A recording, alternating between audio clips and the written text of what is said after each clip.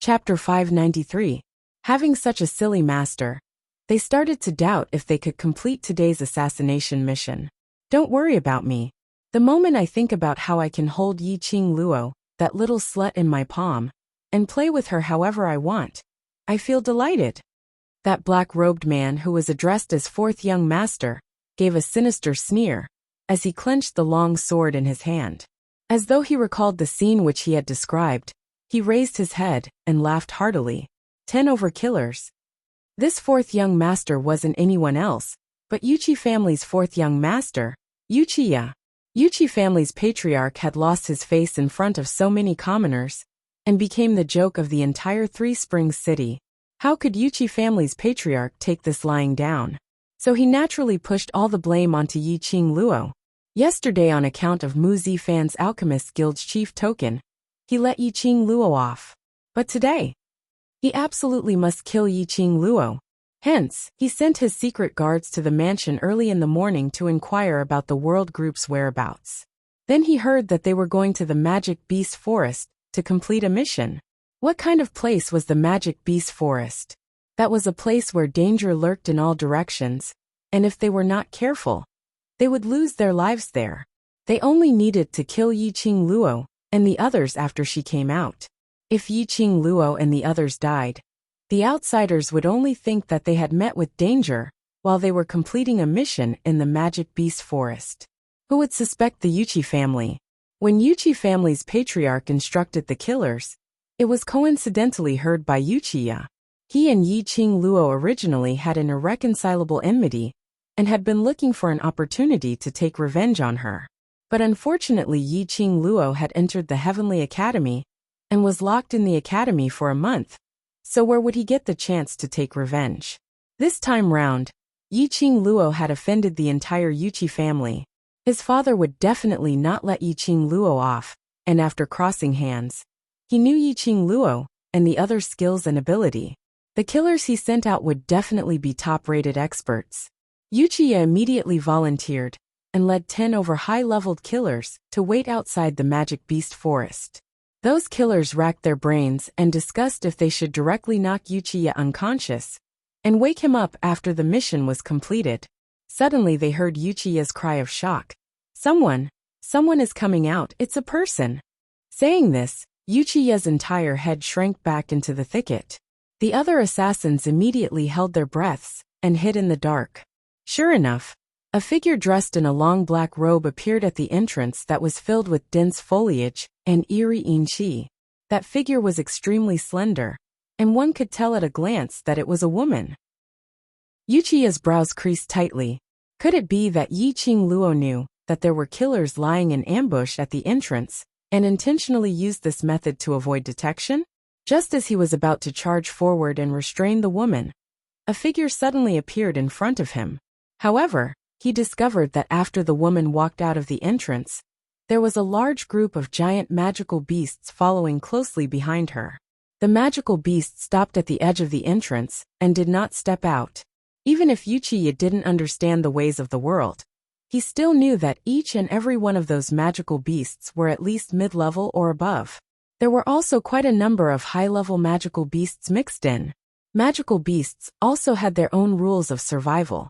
These mid to high-level magical beasts would never come below the 3rd tier. Not only was Yuchiya stupefied, even those experienced and knowledgeable assassins behind him were stupefied. This was the first time they saw so many mid to high-level magical beasts appearing at the entrance of the Magic Beast Forest. Looking at it, there were at least 20 over of them. This woman was absolutely not Yi Qing Luo. Chapter 594. The black-robed lady could control a group of beasts. She was absolutely not an ordinary lady. Yuchiya had totally treated this lady as an otherworldly expert, as even his breathing became cautious, afraid that the lady would discover them. Luckily, the lady bade farewell to those magical beasts and immediately turned around to leave. The lady had just turned around when coincidentally a light breeze blew over. The lady's black robe on her head was lifted, revealing half of her exquisite and beautiful side face, as well as a black arc at the corner of her eyes, which made her look extremely amorous. That was Yuchiya felt as though he was struck by lightning as he stared at that lady in disbelief. Even though her makeup had changed, he could still recognize her at one glance. Wasn't she? Within the array barrier, Blue Dragon Mercenary Group's atmosphere had sunk into a state of low spirits. The group members, group leader and Lan Ling Nua all developed feelings of rejection. On the contrary, on Yi Qing Luo's side, all the youngsters stood quietly on the spot. Without the group leader or vice group leader's instructions, no one spoke up first, and no one moved at all, quietly waiting for them to think of a way. Yi Qing Luo discussed her and Dmo Xian's plan with Long Yunjian and the others. When everyone heard that this huge beast was Child Yin from the 7th level, their expressions turned ugly. 7th level? That was the legendary level. In the entire West continent, they had only heard of it, but had never seen it before. A mirage beast which had walked out from the legendary level. Moreover, it was a high-leveled mirage beast. It was imaginable how difficult it was to deal with. Although Qiao Jin felt that doing this was too risky, and if they were not careful, they could easily lose their lives. But in the end, he couldn't resist Yi Qing Luo's insistence. He took a look at the Overlord, and realized that the Overlord didn't say a word with a calm expression. So he finally compromised. The Overlord valued Yi Qing Luo more than anyone else, and with him around, nothing would happen. After the few of them agreed, Yi Qing Luo then turned around and looked at those young faces behind her as she smiled faintly. Group leader, and I will deal with the huge beast. The surrounding beast tide will be handed over to you, and those from Blue Dragon Group. No problem, right? Although these words were said to the World Group's youngsters, but in actual fact, it was said for Blue Dragon Group's members. Jitsong Tian was stunned as he turned his head to look outside the array barrier. Those fierce-looking magical beasts were slightly terrified, as they hesitated, not daring to respond. These were magical beasts, batches of mid to high-level magical beasts. At least, there were over 100 of them. They could deal with one or two, but with so many magical beasts, weren't they just sending themselves to death? There was no response from the other side. So how would Yi Qing Luo not understand what Blue Dragon Group was thinking? She sneered. If you want to live, then rely on your own strength to rush out of danger. Otherwise, just wait to become the food of these magical beasts. The barrier can't last forever.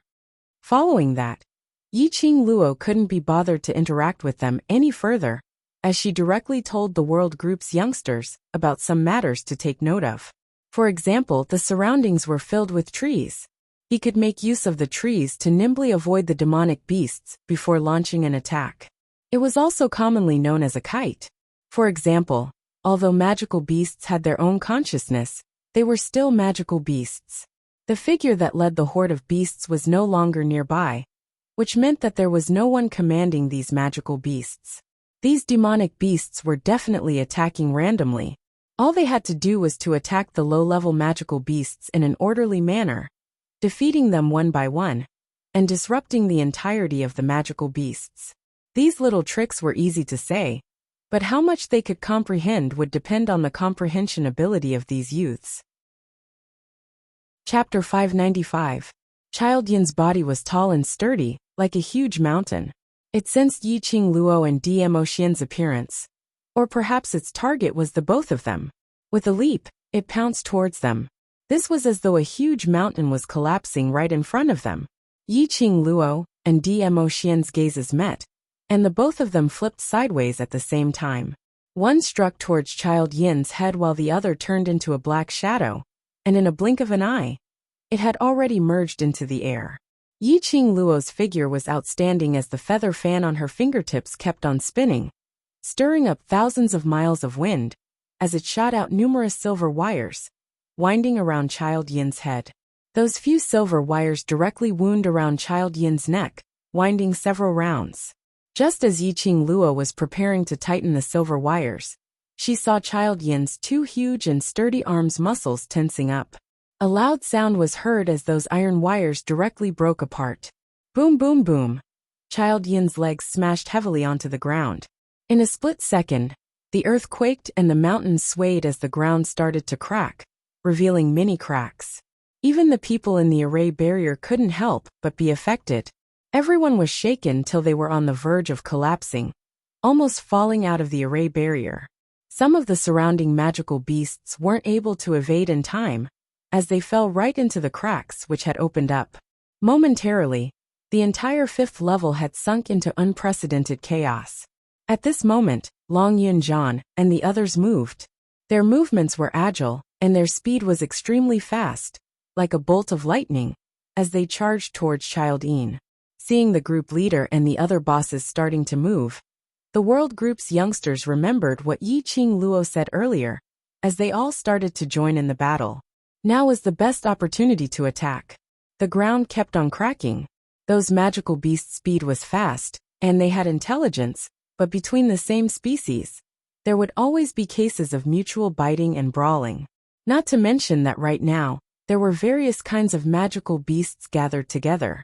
Under the situation where there was no one to command them, the magical beasts sensed danger from the cracks in the ground, and didn't care if the opposite party was a friend or foe. All they cared about was biting and killing. Magical beasts' desire to live was much stronger than humans. After Mo Han Shang dashed out of the enchantment, he speedily stepped on a magical beast, which was stuck in a crack on the ground. With a wave of his long sword, he swiftly chopped off the magical beast's head. They had won morale for this battle with the demonic beasts. The youngsters in the world group felt their blood boiling as their eyes brimmed with hope and determination of youth. This scene made the members of the Blue Dragon group feel that the passion that had been extinguished by the mission and the development of the mercenary group seemed to have returned. He'd cultivated to become a profounder and joined a mercenary group because he wanted to become strong and prove his ability. Who doesn't have their own dream of being a hero? Looking at the fearless youths killing the demonic beasts in front of them in an orderly manner, Zhang Xian felt a chill run down his spine. In their hearts, a surge of passionate blood was rippling. Leader! Leader! Numerous group members turned their gazes towards Jitsong Tian. They wanted to go out and fight. They wanted to leave the barrier and fight for themselves, for the mercenary group. That female group leader of the world group was right. If he wanted to live, he would have to rely on his own strength to rush out of danger and work hard to find an opportunity to survive.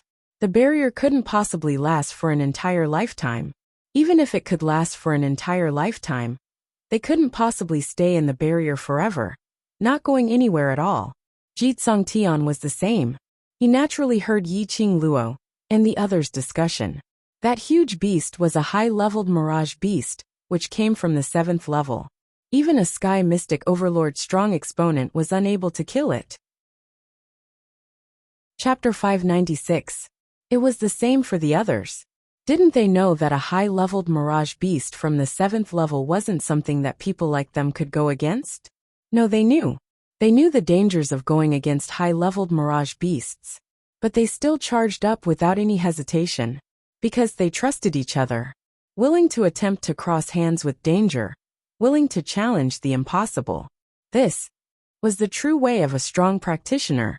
Jitsong Tian recalled how he ridiculed the world group as a trash group, ridiculing Yi Qing Luo and the others for only knowing how to chat leisurely while making his own group members do the mission. So he was extremely ashamed. Just as he was about to open his mouth, his chest was suddenly tugged by someone, and following that, he heard a lady's gentle voice trembling. "Don't go. Brother Songtian, don't go."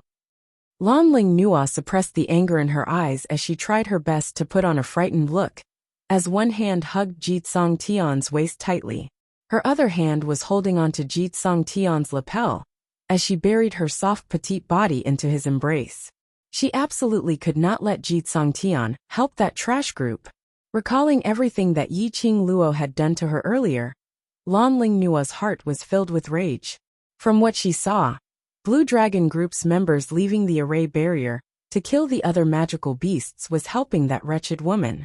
That wretched woman was her enemy, which meant that she was also Jitsong Tian's enemy, which meant that she was the entire Blue Dragon mercenary group's enemy. "I'll accompany you." Jitsong Tian's hand, which was holding his lapel, was soft as though it had no bones, carrying a lady's fragrance. Jitsong Tian's heart was pounding furiously as he lowered his eyes and looked at the lady in his arms affectionately. Suddenly, He was grateful for this accident. His sister Nua had already started to rely on him and knew how to automatically snuggle up to him. Did this mean that Lanling Nua had actually liked him all along? This thought made Jitsong Tian's lips uncontrollably curl into a smile as his palm tightened, hugging the delicate lady even tighter.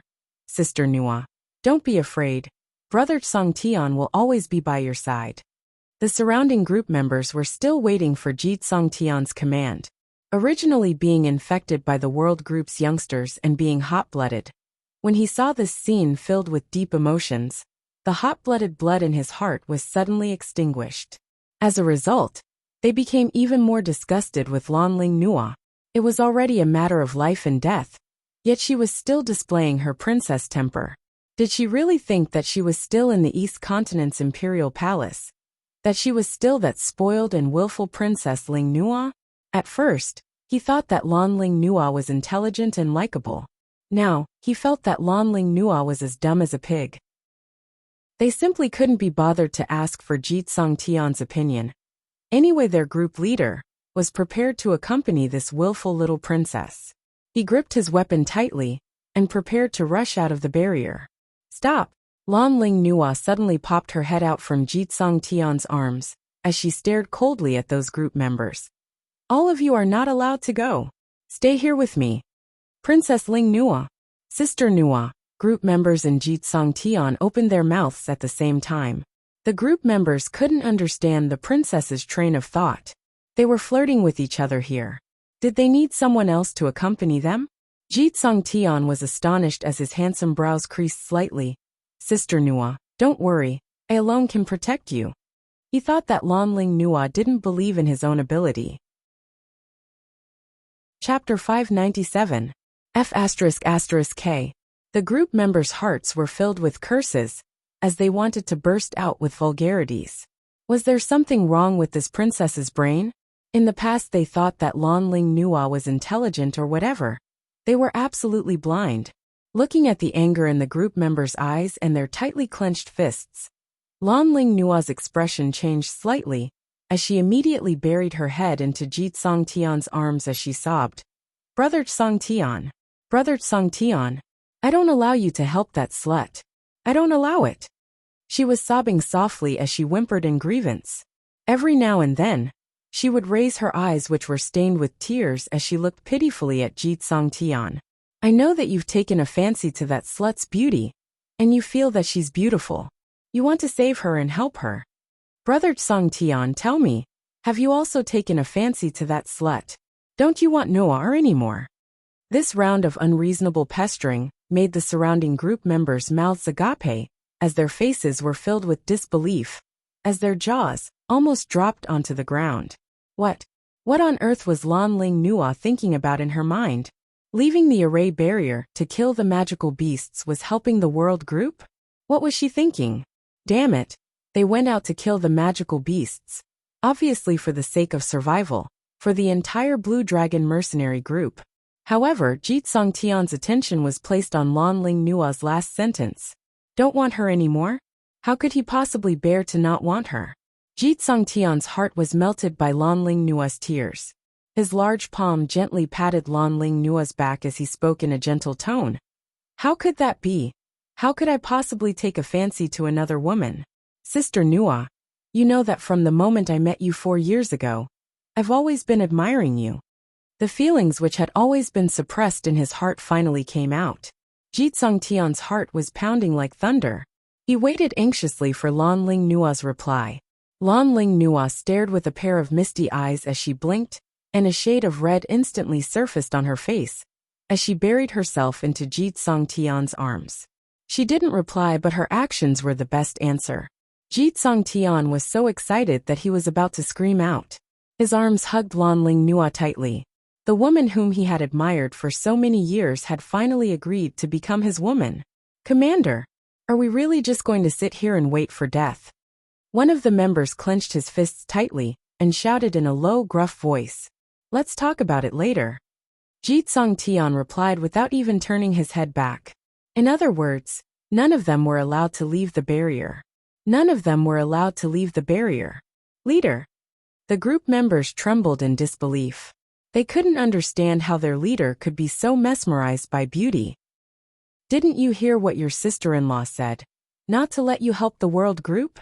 Jitsong Tian's voice suddenly turned gloomy as his imposing aura started to spread out as he berated them. In the world group, he had already lost his face in front of Lan Ling Nua. He absolutely couldn't let Lan Ling Nua feel that he couldn't even control his own brother. The guild members gripped the weapons in their hands tightly and sat back down on the cracked ground without saying a word. They were mercenaries. The most important thing for a mercenary was to obey orders.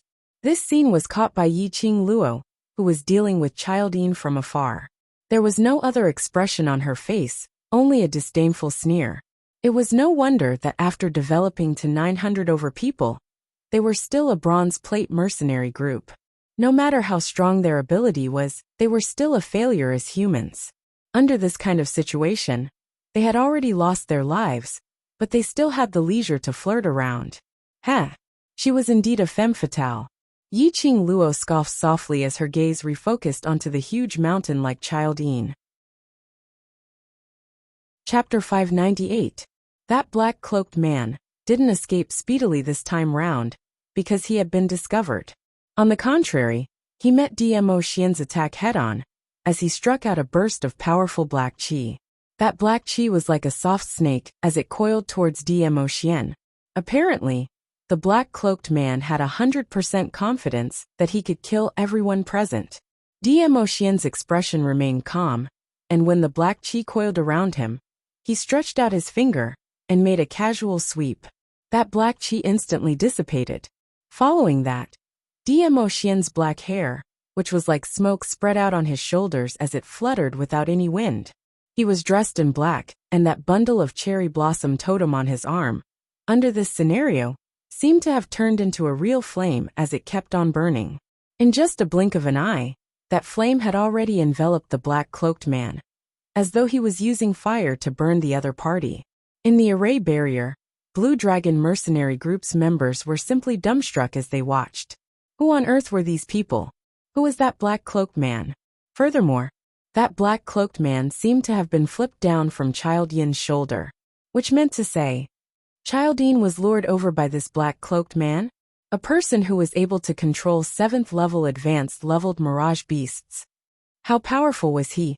But in the hands of this ordinary-looking young man, he was so easily subdued? Just at this moment, that black-cloaked man who was enveloped in flames emitted a gloomy and cold black qi. The surrounding 10 miles of air instantly congealed. It was as if even breathing was an eerie feeling. Hold your breaths. Dmo Xian's cold and calm voice rang leisurely. His tone was emotionless as his vision shot towards the direction of the world group's youngsters, who were fighting bravely. Following that, the wind from his palm moved as it split that congealed air into half. Whereas this split gave the youngsters time to react. They speedily held their breaths, as the actions of killing the magical beasts in their hands didn't stop. Yiqing Luo understood. That black-cloaked man released his profound yin qi to extinguish the profound fire, which Dmo Xian had congealed using his profound qi. The profound yin qi which came from the dark forces, when released in this way, was poisonous.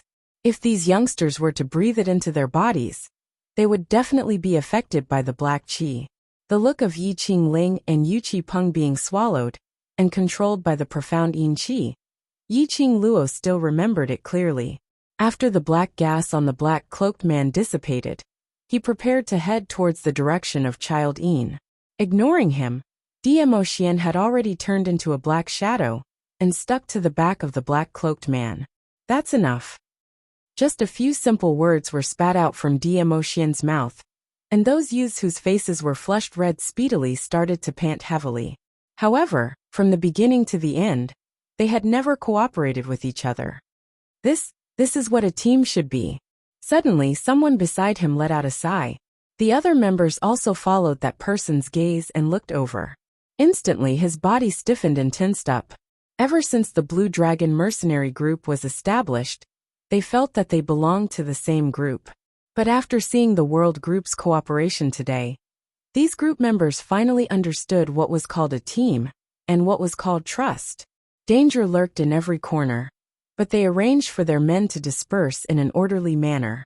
Moreover, they were extremely confident that their comrades would be able to obtain victory. They only went against their own target, and wouldn't bother about the other target's actions, completely trusting their brothers. Every single one of them wasn't working hard for themselves, but for their brothers, for their team. Chapter 599. Outside the array barrier, those young figures were fighting bravely while bathed in blood.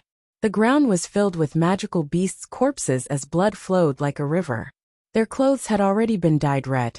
Some belonged to the magical beasts, some belonged to them, and some belonged to their companions. Each and every one of them waved the weapons in their hands tirelessly. The way they cooperated well with each other to kill the magical beasts. Some were simple and violent, some were despicable and played dirty, and there were also. But no matter which one it was, their coordination rhythm would not be disrupted at all. Looking towards Yi Qing Luo's side, it was even more exciting. The man who was facing Child Yin, right in front, didn't hold any weapon, and just used his bare fists to resist all of Child Yin's attacks, attracting Child Yin's attention. He kept on shifting his body, and his speed was extremely fast, but it just so happened to control Child Yin completely within the attack range of his other brothers. While he was moving, he kept on trying to find Child Yin's Achilles heel. Her pair of charming eyes the most shocking, piercingly cold light. That pair of azure blue eyes at them would cause one's entire body to tremble. Looking at the right side, the members of the Blue Dragon group who was holding a gold coin dart in his hands, killing the demonic every single time the gold coin dart was waved. While they just stood by no matter how fast Child Yin's speed was, too strong, it would definitely leave some traces on Child Yin's body. Those magical whereas that young lady behind Child Yin they were using their own methods to train as her lips curled into a smile. When they her hands were holding onto a pair of dangerous giant-shaped sickles, they would directly wave them around in an overbearing manner. We have to join this battle and leaping. Leader, maintaining herself behind Child Yin. I'm a real man. She waved her sickles. I can't let a woman destroy our Blue Dragon mercenary group. One by one, Child Yin's the group members was a pink-robed young lady, out of the array barrier, as petite as an 11 or 12-year-old child. No matter how exasperated around Child Yin's body, no one turned their heads back. Her dress was like a pink pair of wings as the bells on her wrist gave off who were scolding hysterically as his brows kept twitching. That expressionless face was in a daze, without any expression at all. In the entire Blue Dragon balls on her long dress, there were only 20 over 1,000 left in the heavy iron hammer. Perhaps becoming her weapon, they obeyed and it could be retracted as she wished. Or perhaps it was obviously just a magical beast. But when the furry ball swept past, seeing that there were at least some members who obeyed his orders and directly chopping that big tree into two. What shocked these group members the most was the lady standing in the air above Child Yin kept on gushing out. She held a red feather fan in her hand, and every time she waved strong airflow, the feather fan would turn into blazing flames as profound chi was released on Child Yin's head, turning into thousands of sharp blades finally saw Child Yin's looks clearly and covered the earth. This Child Yin's name wasn't called out randomly. Immediately after, instead, numerous silver threads entangled Child Yin illusory beast. There was a faint smile on her beautiful face of a child, from beginning to end, an enlarged version of a child's looks. It had eyes, a mouth and a nose with distinct features. A pair of bronze bell-sized eyes, filled with a bloodthirsty baleful aura. This kind of gaze, appearing on this 4 to 5-month-old child's face, was extremely strange. Qing Luo, this monster's skin is rough, and our attacks don't cause much damage to it. After Qiao Jin shot out a gold coin dart, he raised his head and looked at Yi Qing Luo who was standing on top. This kind of battle of attrition, although the few of them's coordination wouldn't hurt themselves. But in the long run, their profound chi would eventually dry up. If their profound heart jade was unable to supply profound chi in time, they would not be able to maintain their current rhythm. They had already attrited for close to 1 hour, and their actions and attacks started to slow down. But Child Yin was still extremely ferocious, as it attacked Long Yin Zhan at an extremely fast speed. Perhaps it had spent too much time, and Child Yin was already impatient from their harassment. Its bronze bell-like eyes became increasingly sinister and treacherous. This isn't a solution.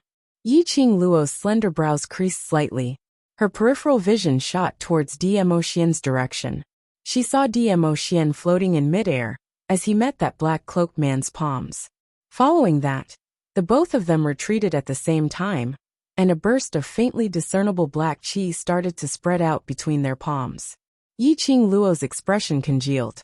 Profound yin qi. That black-cloaked man was still releasing energy from the dark forces during the battle. The other party was able to use profound yin qi freely. This person's status in the dark forces was absolutely not low. The most important thing now was Dmo Xian affected by the profound yin qi? The worst thing about fighting with someone from the dark forces was that the dark forces would release the mysterious yin qi during the fight. If one's temperament was unstable, they would definitely be affected by the mysterious yin qi. Although she had absolute confidence in Dmo Xian, she still couldn't help but worry. Following that, they saw Dmo Xian retreating a few steps as a ray of resplendent white light enveloped his entire body. The mass of black qi instantly vanished into nothingness. In this ball of white light, Dmo Xian's peerless countenance was like the descent of a deity. "Sister!" There was a panicked cry, and then a small figure rushed over. Yi Qing Luo's arm tightened as her body swiftly shifted to the side. Bang! Only to see Child Yin's muscular arm flashing past his eyes. Just a step's distance away, and this palm had already landed on Yi Qing Luo. If Child Yin were to land a palm on him, even if he didn't die, he would be crippled. When he turned his head, he saw a pair of eyes filled with worry. It was Li Mao. Chapter 601. After being reprimanded by Kitty Li, Yi Qing Luo regained her senses as she gave Kitty Li a smile. "It's my fault. I've made you guys worried." Dmo Xian, who was still in battle, also shot a worried gaze over. "Sister, Child Yin is not really invincible. All the beasts have their Achilles heel." Kitty Li puffed her cheeks, apparently still angry. But she knew that now wasn't the time to be angry. Kitty Li's lively eyes blinked. "Sister, I'll help you." Saying that, Kitty Li had already turned into a black remnant image. She arched her body and like an agile kitten, she speedily shuttled around Child Yin. When Yi Qing Luo heard that, she congealed her senses and raised the feather fan in her hands, adjusting her own rhythm as she launched a new round of attacks. High-leveled mirage beasts also had their Achilles heel. No matter how strong Child Yin was, as long as they found its weak point, they would be able to target that point and deal with it. That black-cloaked man should be an extremely troublesome person. Even Dmo Xian found it hard to deal with that person. No wonder that person was able to control 7th-level high-leveled mirage beasts. The current her was to congeal to deal with Child Yin. She mustn't bring any burden to Dmo Xian, and also mustn't let the world group's youngsters lose their confidence. Achilles' heel. She would definitely be able to find it. Kitty Li's speed was extremely fast. She, who had a cat beast's physique, in some aspects, was extremely similar to a cat. After a few somersaults and leaps, she had already arrived behind Child Yin. That slender jade-like hand, in a blink of an eye, her nails became extremely long, sharp and curved like hooks. That claw of hers grabbed onto Child Yin's tail, without any hesitation. Child Yin, which was the size of a mountain, its tail was naturally as thick as a tree. After Kitty Li grabbed onto its tail, she used all her strength to pull it. Not too long later, Kitty Li's palm was filled with a pile of fur. Kitty Li's claw struck down, and that sharp hook pierced into Child Yin's flesh. Yi Qing Luo was watching by the side as she shuddered. Oh my god. No wonder he was a beast human with cat beast's bloodline. To be able to change any part of his body into a beast race's form. A beast's tail was indeed a fatal Achilles heel. But Child Yin's weak point didn't seem to be his tail. When Kitty Li's claws came down, Child Yin actually swung its tail, and directly used its tail to lift Kitty Li's petite body up, as it kept on swinging her around in midair.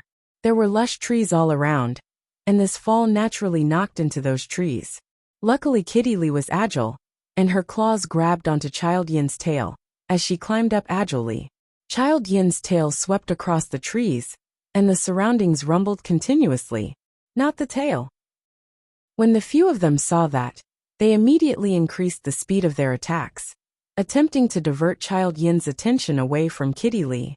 After all, Kitty Li was just a little girl. Even if he was fast, nimble, and strong, he would not be able to withstand it. But in the eyes of Qiao Jin and the rest, Kitty Li was like a little sister. The few of them kept releasing their xian qi. However, Childine only stared at Kitty Lee, who was still sprawled on him. Although its tail was not its Achilles heel, compared to other parts of its body, it was its bottom line. This human, who was emitting a cat stench, not only used her claws to cut its tail, she even attempted to chop off its tail. How could Childine not only stare at Kitty Lee, whereas to it, the others were merely tickling? Chapter 602. In a moment of desperation, she didn't aim at Childine's neck, but directly shot towards its eyes. The eyes were the weakest part of humans. Naturally, it was the weakest part of beasts. Yiqing Luo didn't believe that this Childine was so powerful that it could train its entire body into an impenetrable copper and iron wall. Childine's attention was focused on Kitty Lee. It was because it was overly confident of itself, so towards Yiqing Luo's attack, it had no reaction at all. Those strands of silver threads kept on revolving, like silver needles, as one after another shot directly into its copper bell-sized eyes. Roar! Roar, roar! A sharp howl instantly reverberated throughout the entire magic beast forest. Yes, the entire magic beast forest was eerily cold, and because of this howl, the earth quaked and the mountains swayed violently. Blood spurted out from its eyes. Childine was in so much pain that it grimaced in pain, as it raised its hand and broke those strands of silver threads, which had pierced into its eyes.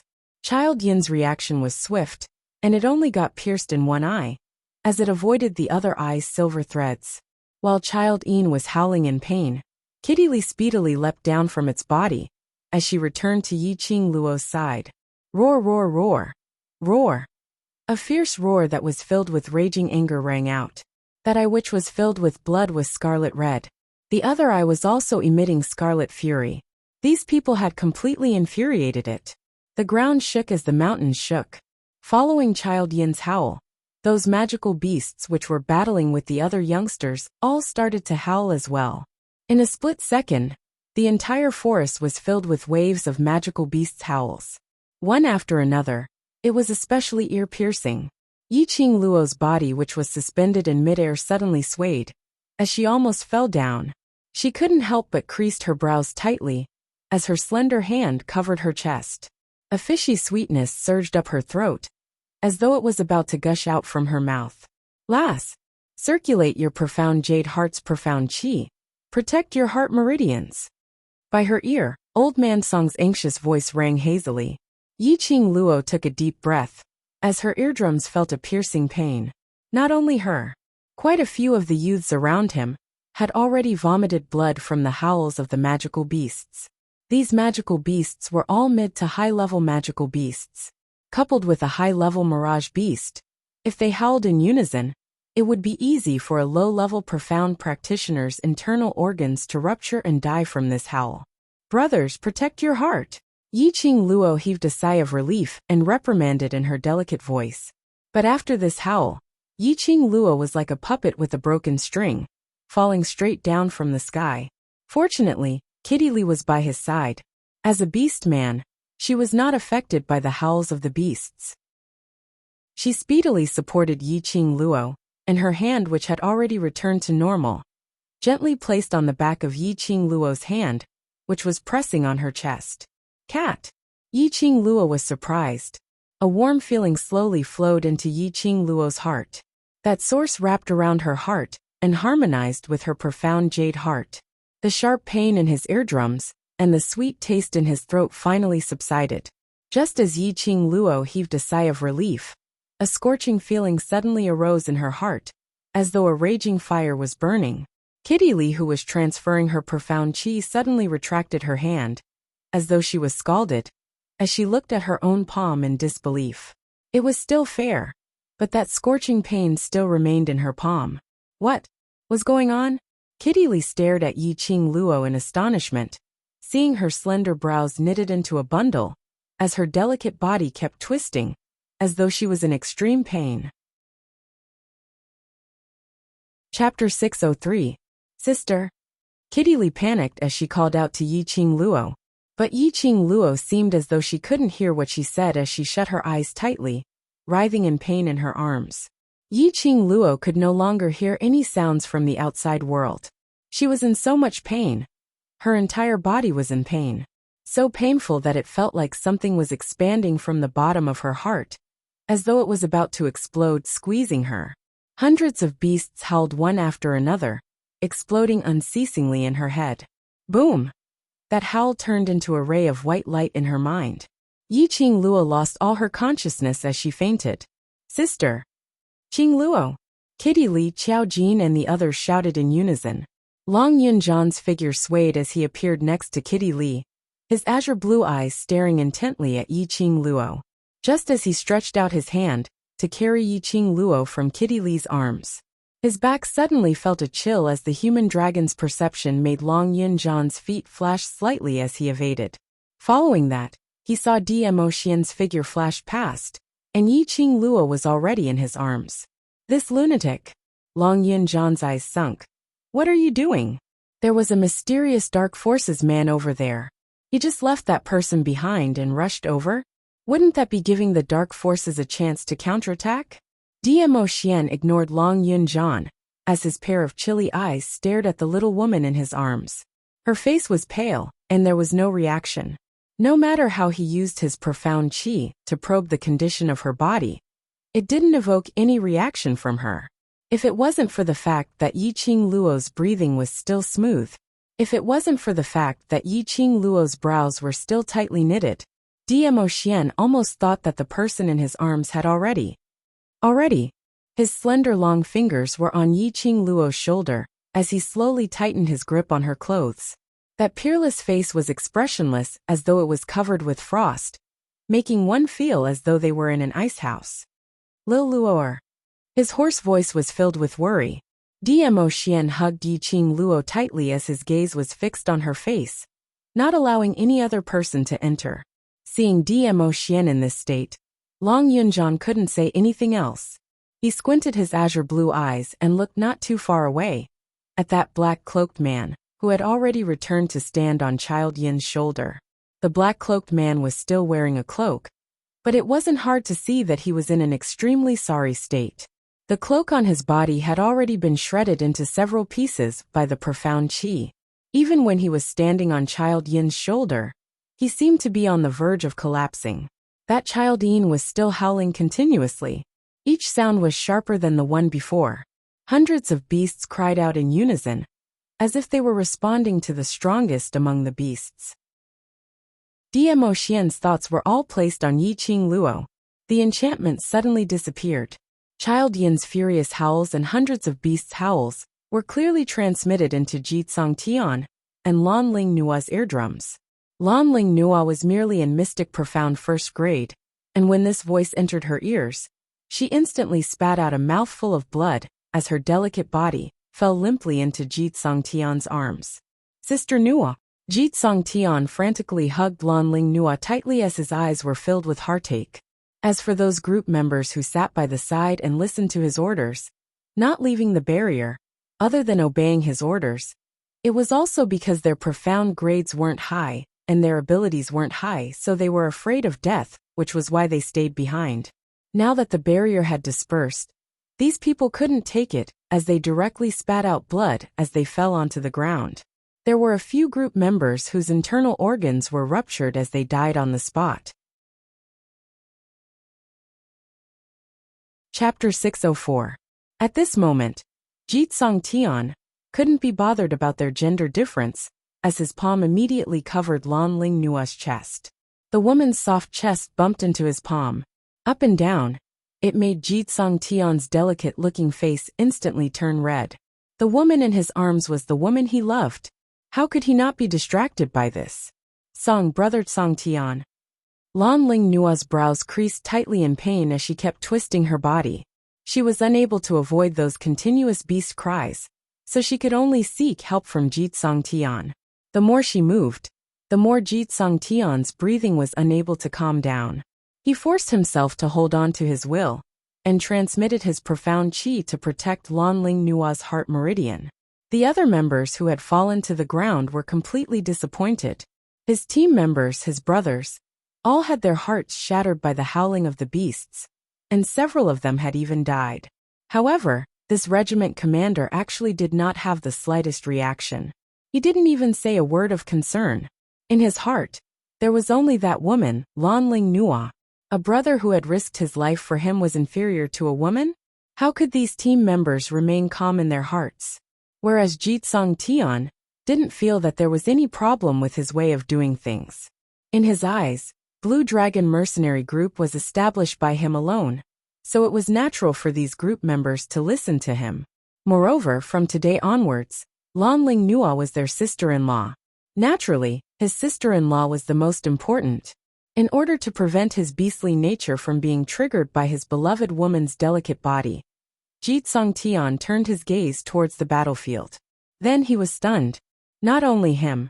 The other members of the Blue Dragon Group were all stunned when they saw Yiqing Luo fainting.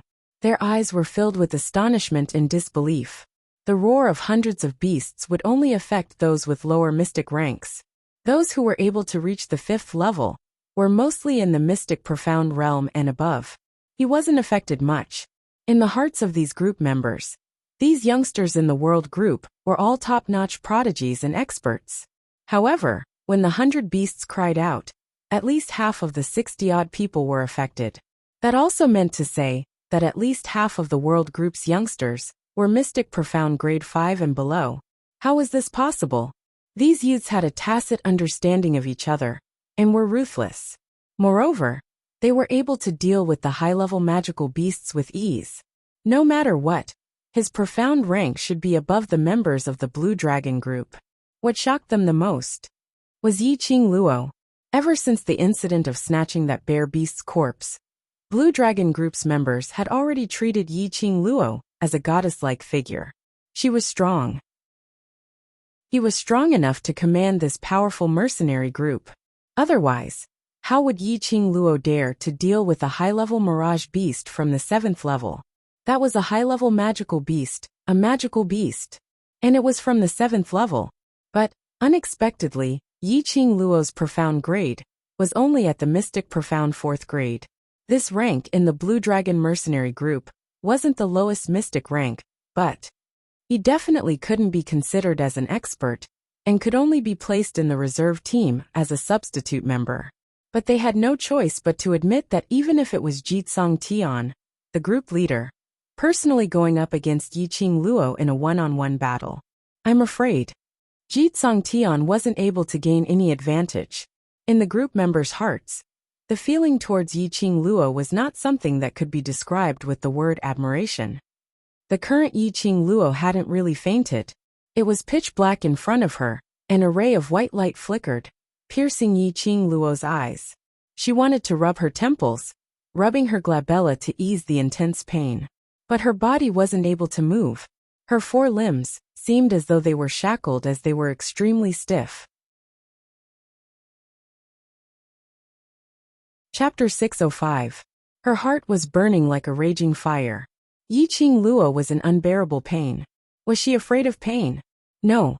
In the past, she had endured the pain of having her flesh cut into her bones and didn't make a sound. But she really couldn't endure this kind of intense pain that squeezed her internal organs and ruptured her eardrums. She wanted to cry out, to vent out this pain. But not only was her body unable to move, even her mouth and throat seemed to be glued. Last, quickly condense your breath. Stay awake. In her ears, Old Man Song's voice seemed to be mixed in with the cries of the beasts. Old Man Song kept shouting and shouting, but Yiqing Luo couldn't hear clearly. Old Man Song repeated it over and over again. After a long time, Yiqing Luo pieced together a complete sentence from the few fragmented words in his words.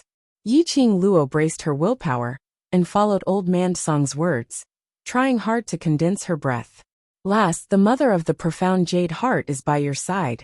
You only need to control the profound jade heart in your body, the rest. You can only rely on yourself. Old Man Song's words made Yiqing Luo very puzzled. The mother of the profound jade heart? Wasn't it Dmo Xian? Dmo Xian was by her side?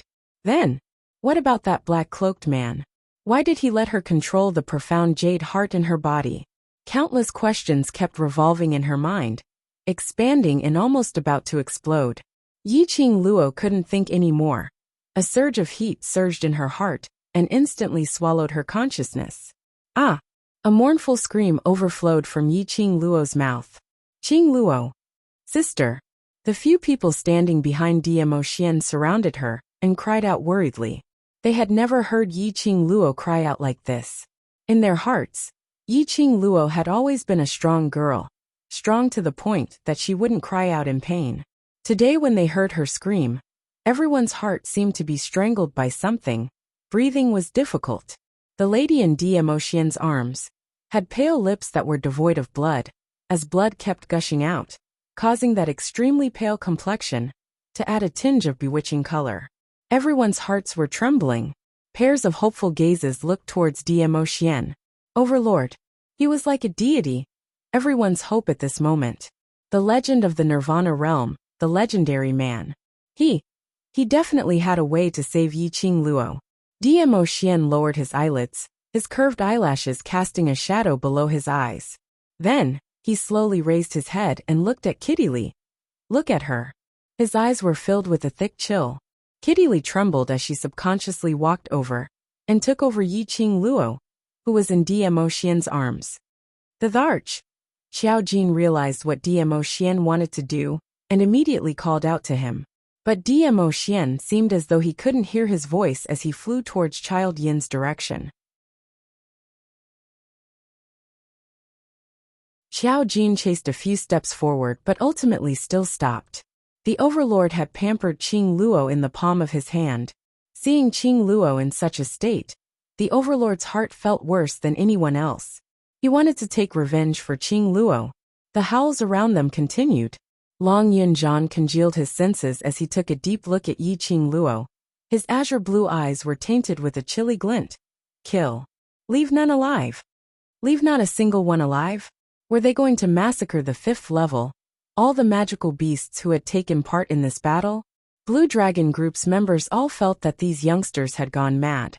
Whereas for those youngsters, they clenched their fists tightly as they raised them up. That sonorous and forceful voice kept repeating the same word. Chapter 606. Diemo Xian's sudden attack caused Child Yin, who was still howling in pain, to not notice it at all. That huge mountain-like body fell backwards.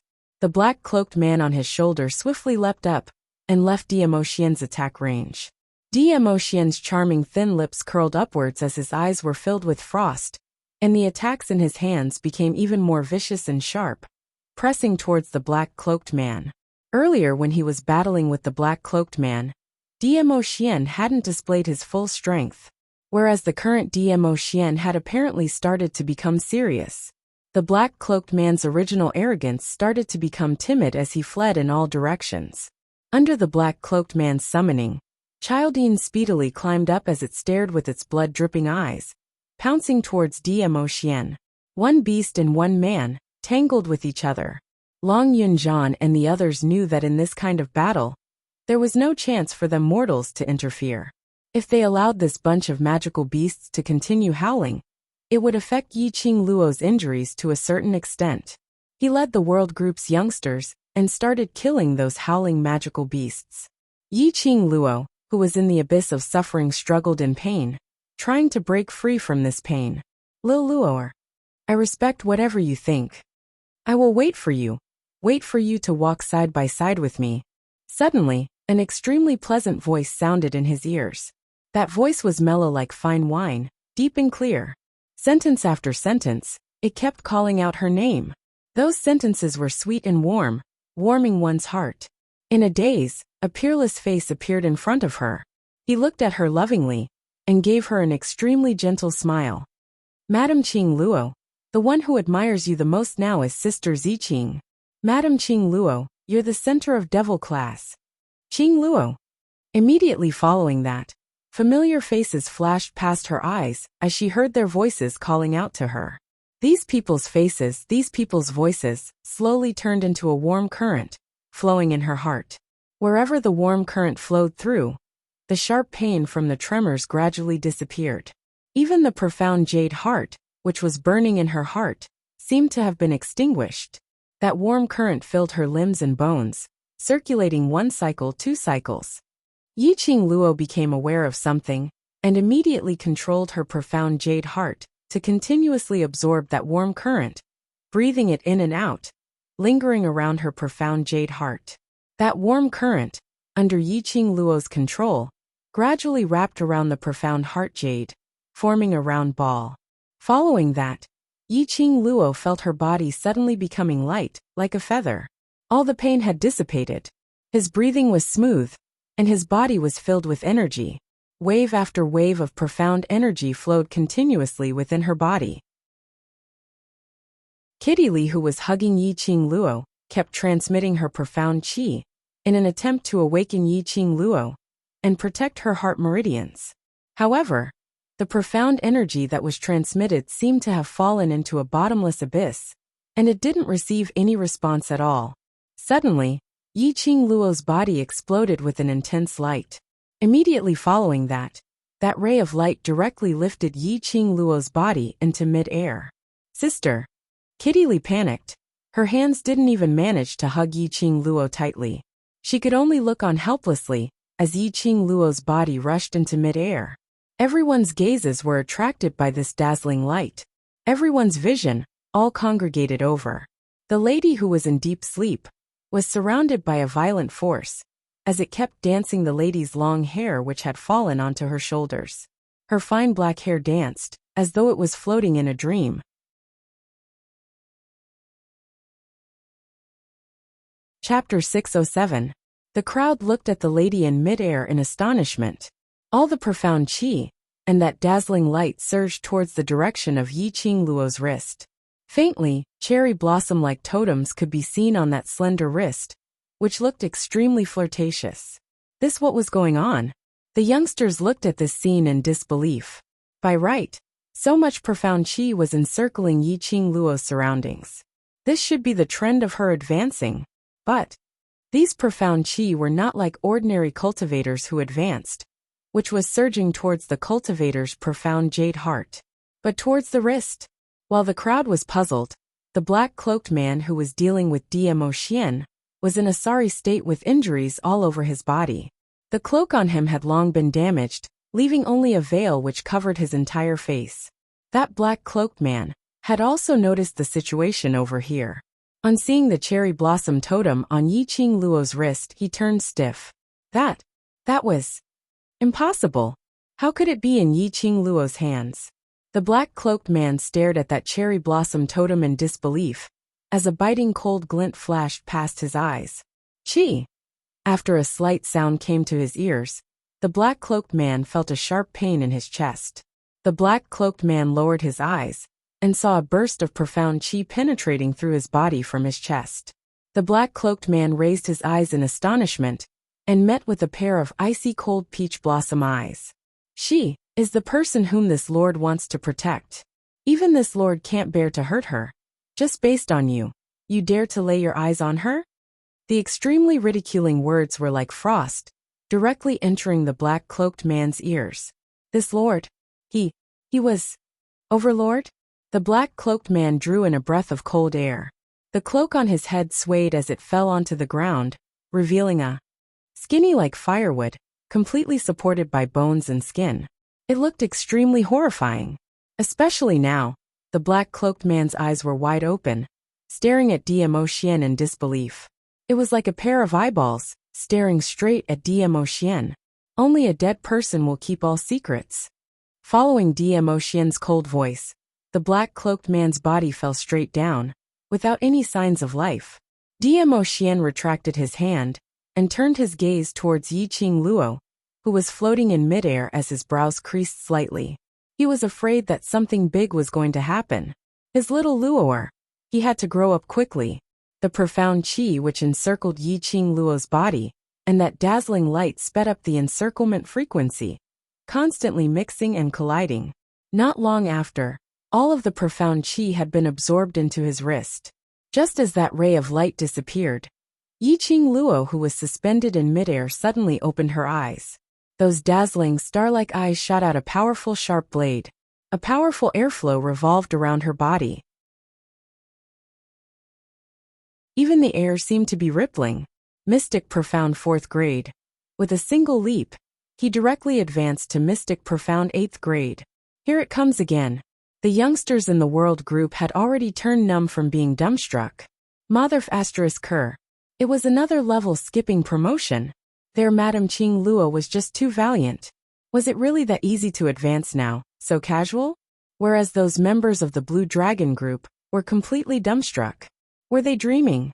They had never heard of anyone being able to advance by 4 grades in a row. The only time they had heard of skipping promotion was 100 years ago. That genius from Three Springs sect, who was from yellow profound 5th grade to 7th grade. No one was like Yi Qing Luo.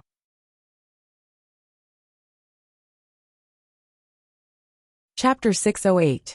Child Yin. Yi Qing Luo gave a delicate cry as she stepped into the air, and the strong airflow beneath her feet kept on spreading. Her charming eyes were filled with chilly intent as she stared straight at Child Yin as she roared furiously. "Come fight!" Saying that, she shot up into the sky like an arrow leaving the bow. Roar, roar! Child Yin's eyes revealed a murderous glint as it stared at this audacious human who dared to pierce its eye. The other eye, which was still intact, was filled with a scarlet murderous intent. Yi Qing Luo gave a cold laugh as she clenched her feather fan tightly and launched her attack. The profound qi which revolved around the feather fan, and that intense whirlwind, was on a totally different level from before. Especially that agile silver thread which covered the sky and earth as it entangled. There was no place to hide at all. Wave after wave of attacks, Yi Qing Luo simply became braver as she fought. Child Yin kept on howling as it avoided Yi Qing Luo's attacks. But the current Yi Qing Luo's speed was much faster than before. Child Yin couldn't react at all, and in just a short moment, its body was already filled with big and small wounds. Some of its skin and flesh even started to ooze blood. It was so painful that Child Yin howled even more miserably. Under Long Yunjan's lead, the surrounding magical beasts had been slaughtered, and there were still 20 over of them. These magical beasts were facing such a swift and fierce team, so how could they follow Child Yin to howl out?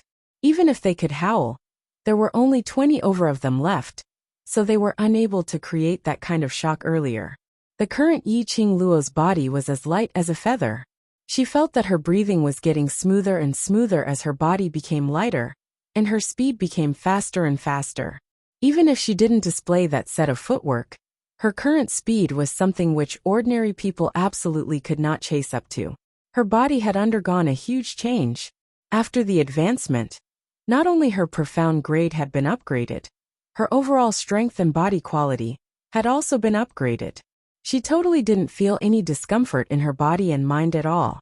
Even his internal organs, which had been injured by the roars of hundreds of beasts, had been completely healed. Roar, roar, stupid humans. A bunch of despicable humans. Child Yin howled loudly, as that child's features on its face had already twisted into a sinister bundle. Its thick arms kept waving and slapping around. Yi Qing Luo dodged it nimbly, and with a light tap of her toes, she circled around its body, and the silver threads shot out from her feather fan trapped it within. Suddenly, Child Yin's dancing hands stretched out as a furious roar rang out, and following that, a huge light ball was spat out from its mouth. That light ball was the size of Child Yin's head, which was equivalent to a huge rock which could fit 3 grown men. It headed directly towards Yi Qing Luo's direction. Qing Luo, be careful. The onlookers were so scared that their hearts skipped a beat. One by one, they reminded him, their hearts in their throats. Yi Qing Luo was stunned. Yi Qing Luo was stunned. Yi Qing Luo's heart was filled with curses. Damn it! What kind of technique was this? It could even spit out light balls from its mouth. Was it a magical beast or a little monster? Yi Qing Luo's figure swiftly swayed, and at the same time as she avoided the light ball, she kept on shouting, "Bring the men and evacuate quickly." The attack range of Child Yin's light ball is very far. She was able to avoid Child Yin's attack.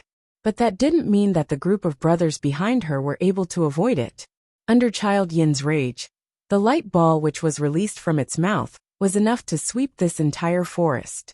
Long Yunjan and the others reacted swiftly, as they immediately brought everyone to evacuate. Chapter 609.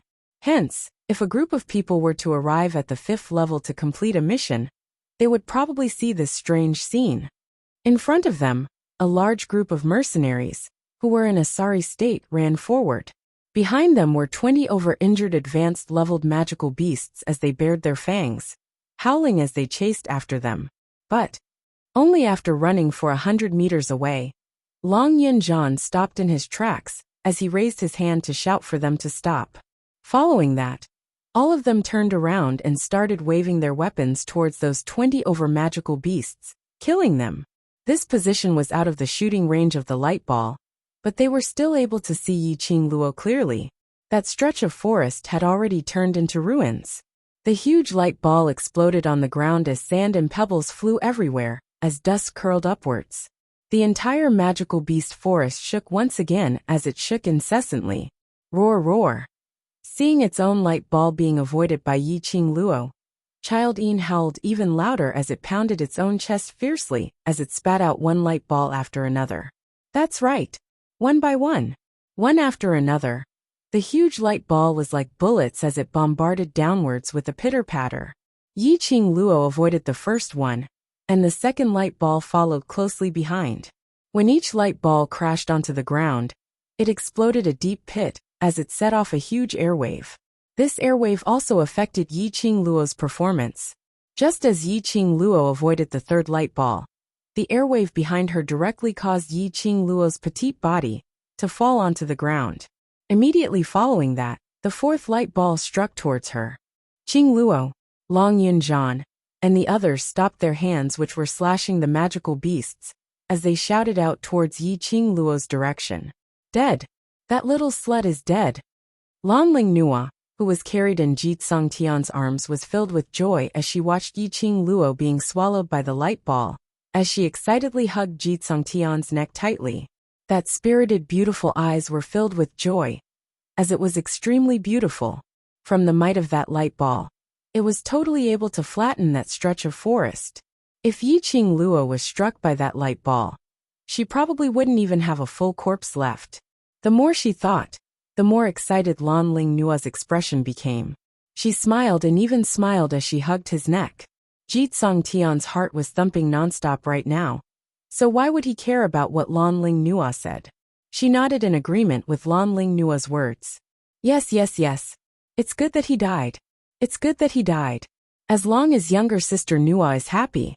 But they didn't know that the surrounding youths were glaring at them, as if they were enemies who had killed their fathers. Wretched servant girl, say that one more time. Tong Ziqing took quick steps forward and directly pulled Lanling Nua out from Jitsong Tian's arms. She raised her hand and slapped Lanling Nua's face. Before Jitsong Tian could even react in time, he heard a crisp slap sound. Under her meticulous care, Lanling Nua's skin was extremely exquisite. Half of his face was flushed red from the slap, leaving a clear imprint of his 5 fingers. You crazy woman! What are you doing? Jitsong Tian swiftly rushed up, trying to carry Lanling Nua back. However, the girl in front of him looked small and delicate, but she just used one hand to casually change Lanling Nua's side. Tong Ziqing wasn't appeased as she raised her hand and gave Lanling Nua another slap on her left cheek as she scolded. If Qing Luo dies, I'll make your entire Blue Dragon mercenary group accompany her to the grave. These words made Jitsong Tian's already gloomy face turn even colder. After hitting his woman, they even threatened his mercenary group? Did they really think that his Blue Dragon mercenary group was a bunch of vegetarians? These youngsters were just too arrogant.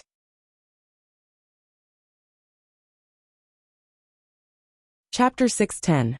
Silence. A deathly silence. None of the group members who were standing behind Jitsong Tian made a move.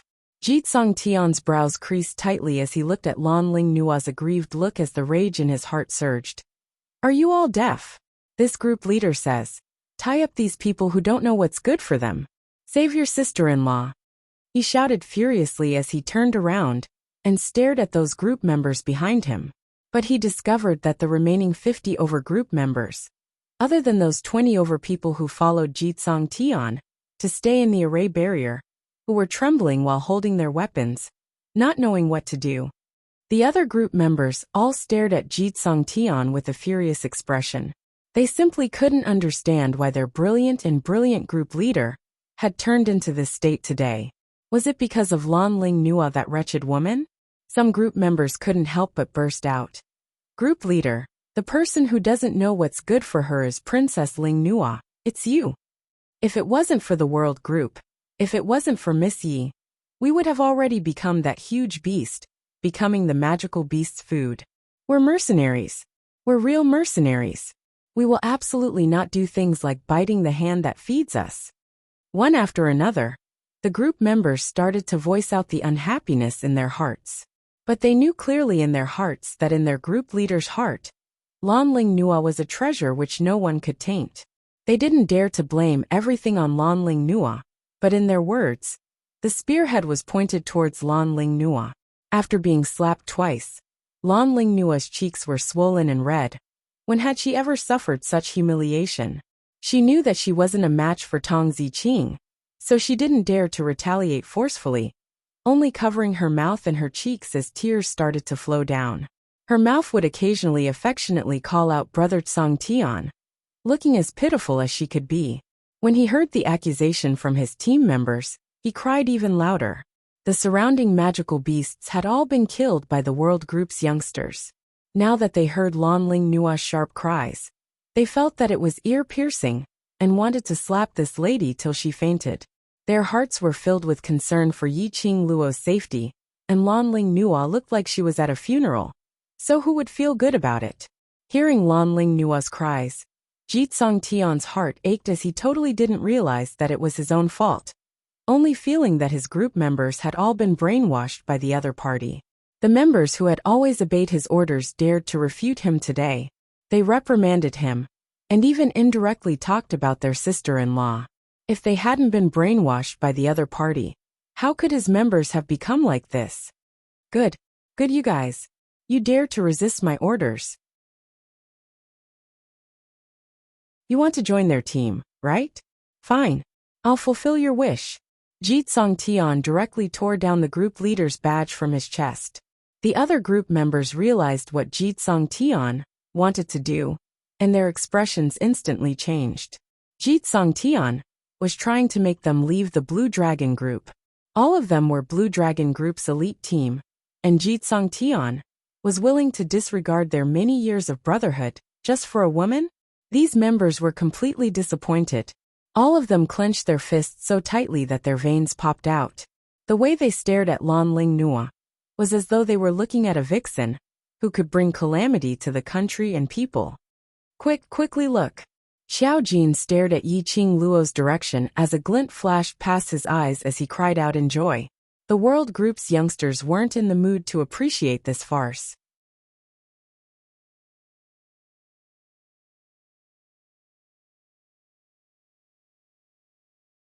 Chapter 611. Only to see two figures appearing indistinctly in that dazzling light. It was Dmo Xian. That tall figure, under the pull of the dazzling light, projected a long shadow. Yi Qing Luo was embraced in his arms. Dmo Xian walked out from the light ball in an unhurried and steady manner.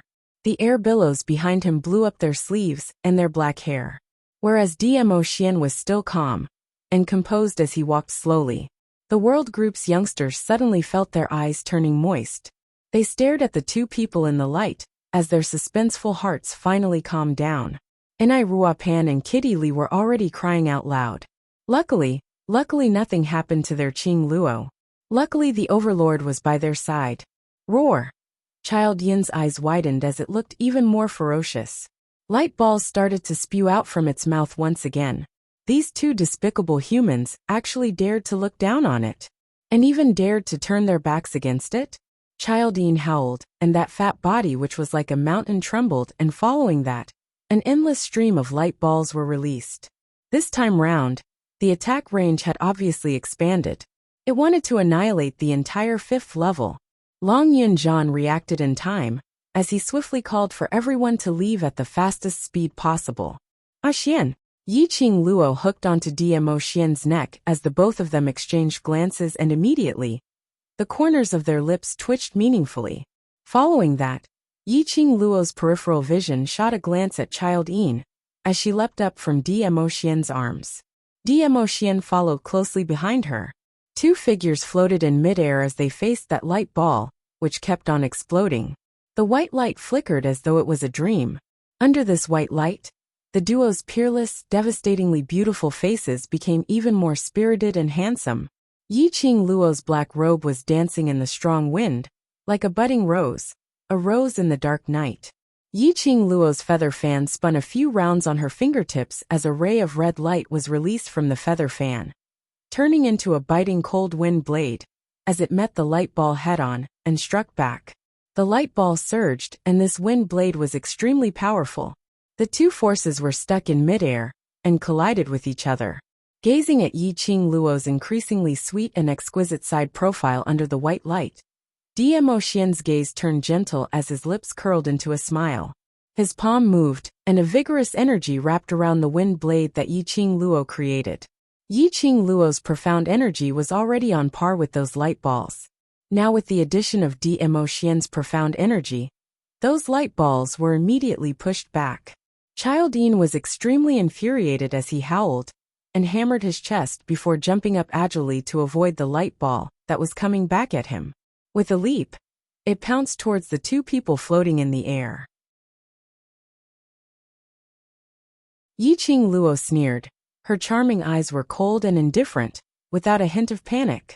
She exchanged glances with Dmo Xian, and her body lightened as the feather fan in her hand opened up and waved out a fire dragon, speedily coiling towards Child Yin. In the fire dragon, there were still many strands of silver silk which headed straight towards Child Yin. Under the encirclement of the fire dragon, Child Yin was already infuriated and totally didn't notice the silver silk, which was attacking from the side.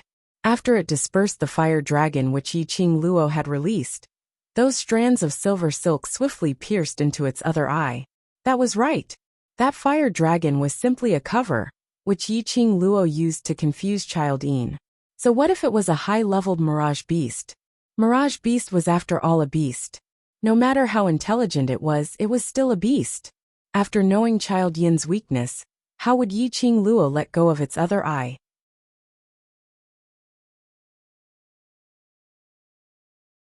Chapter 612. Child Yin howled as copious amounts of blood started to gush out from its eyes. It covered its own eyes as it kept jumping around and howling. How could it endure the pain of its two eyes being pricked? It cried out miserably as its mountain-like body lost its balance after its eyes couldn't see, as it fell heavily onto the ground. When Long Yunjian saw that, he had already swiftly listed out a set of battle tactics in his mind as he waved his arm and called out to the world group's youngsters to swarm forward. The current Child Yin had already lost half of its battle ability. It wasn't afraid that it was shooting out light balls. Child Yin's huge body was indeed a great help to it during battles. But after its eyes couldn't see, this assistance became a hindrance. Its mountain-like tall body totally couldn't maintain its balance and stand up.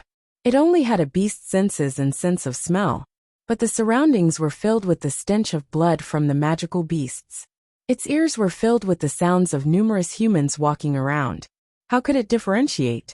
At this moment, Child Yin could only wait to be captured. Death was just a matter of time. In just a joss stick's time, Child Yin breathed its last breath amidst the pain. The world group's youngsters looked at their own hands in disbelief, and took another look at Child Yin, who was lying on the ground, still in disbelief. An advanced leveled Mirage Beast, which had walked out from the 7th level. They had killed a 7th level advanced leveled Mirage Beast? Those who were immersed in joy didn't notice that not too far away, a strange flying insect was flapping its wings as it slowly got closer to that black-cloaked man's corpse. That flying insect stayed on the black-cloaked man's face for a moment. Following that, it extended its two antennae as it slowly probed into the black-cloaked man's eyeball. Using a little strength, it hugged that eyeball in its antennae as it flapped its wings and silently disappeared. The world group's youngsters sat on the ground as though a heavy burden had been lifted off their shoulders. Everyone were so exhausted that no one could be bothered if what they were sitting on was flat ground, or a magical beast's corpse, or a pool of blood. They only wanted to sit down and have a good rest. Yiqing Luo's gaze swept past everyone, and after ascertaining that no one was seriously injured, she heaved a sigh of relief. She was really worried that because of her insufficient concern, it would cause her own brothers to get hurt. Lulu, distribute the medicinal pills to the brothers to replenish their physical strength. Long Yunzhang glanced at Baiming Lulu. Baiming Lulu nodded, took out a palm-sized jade bottle from her bosom, and began to distribute the medicinal pills one by one. This was the medicinal pill which Yiqing Luo had discussed with Baiming Lulu last night to prepare. These elixirs were low-grade elixirs that could only replenish one's strength. Generally speaking, Yiqing Luo didn't advocate the use of this medicinal pill. After all, an expert could not completely rely on elixirs. There would always be a time when one would run out of medicinal pills, and there would always be a time when one would forget to bring medicinal pills. It was extremely important for an expert to know how to adjust his body's constitution and quickly replenish his stamina so that he could focus on the next battle. Yiqing Luo asked Baiming Lulu to bring it along as a backup. This was an accident. He had not expected that a 7th-level child Yin would appear in the 5th level. The youths must have exhausted all their energy. Thinking of that slender figure which she saw among the group of beasts, Yiqing Luo's heart had an uneasy premonition. For safety's sake, it was better to maintain his strength. There would always be accidents in everything. After she finished distributing the medicinal pills, Yiqing Luo took a look at the Blue Dragon Group's members who were sitting by the side with an ugly expression, and then looked at Jitsong Tian, who was coaxing the lady in his arms.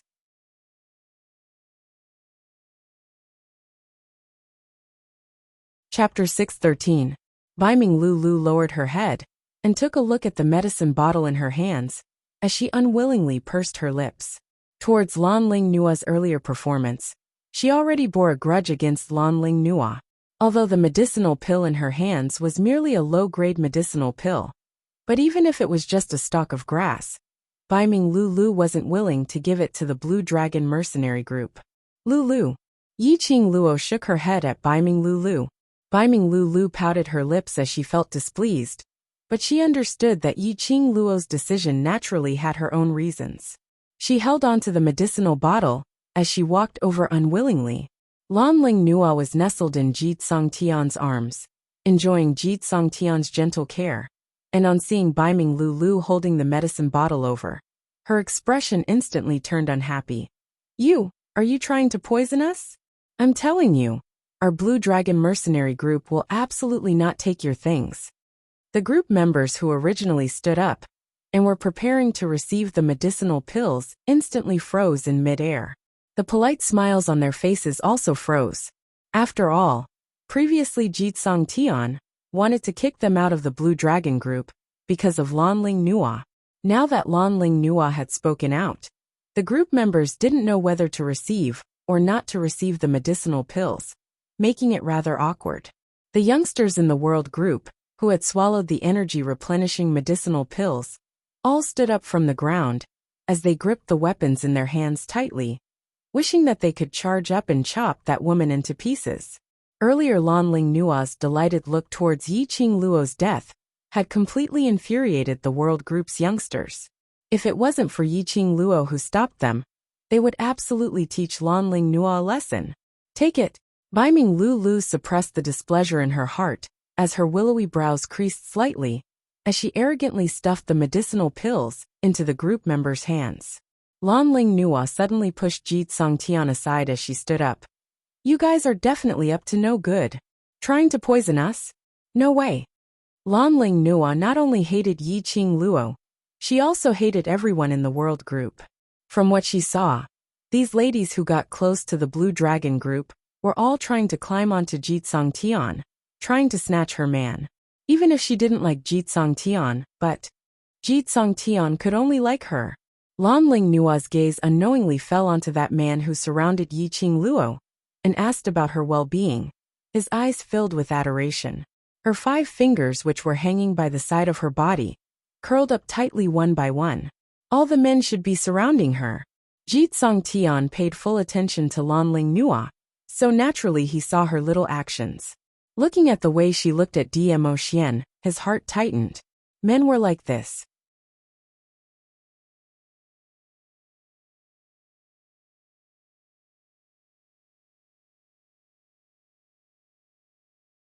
Chapter 614.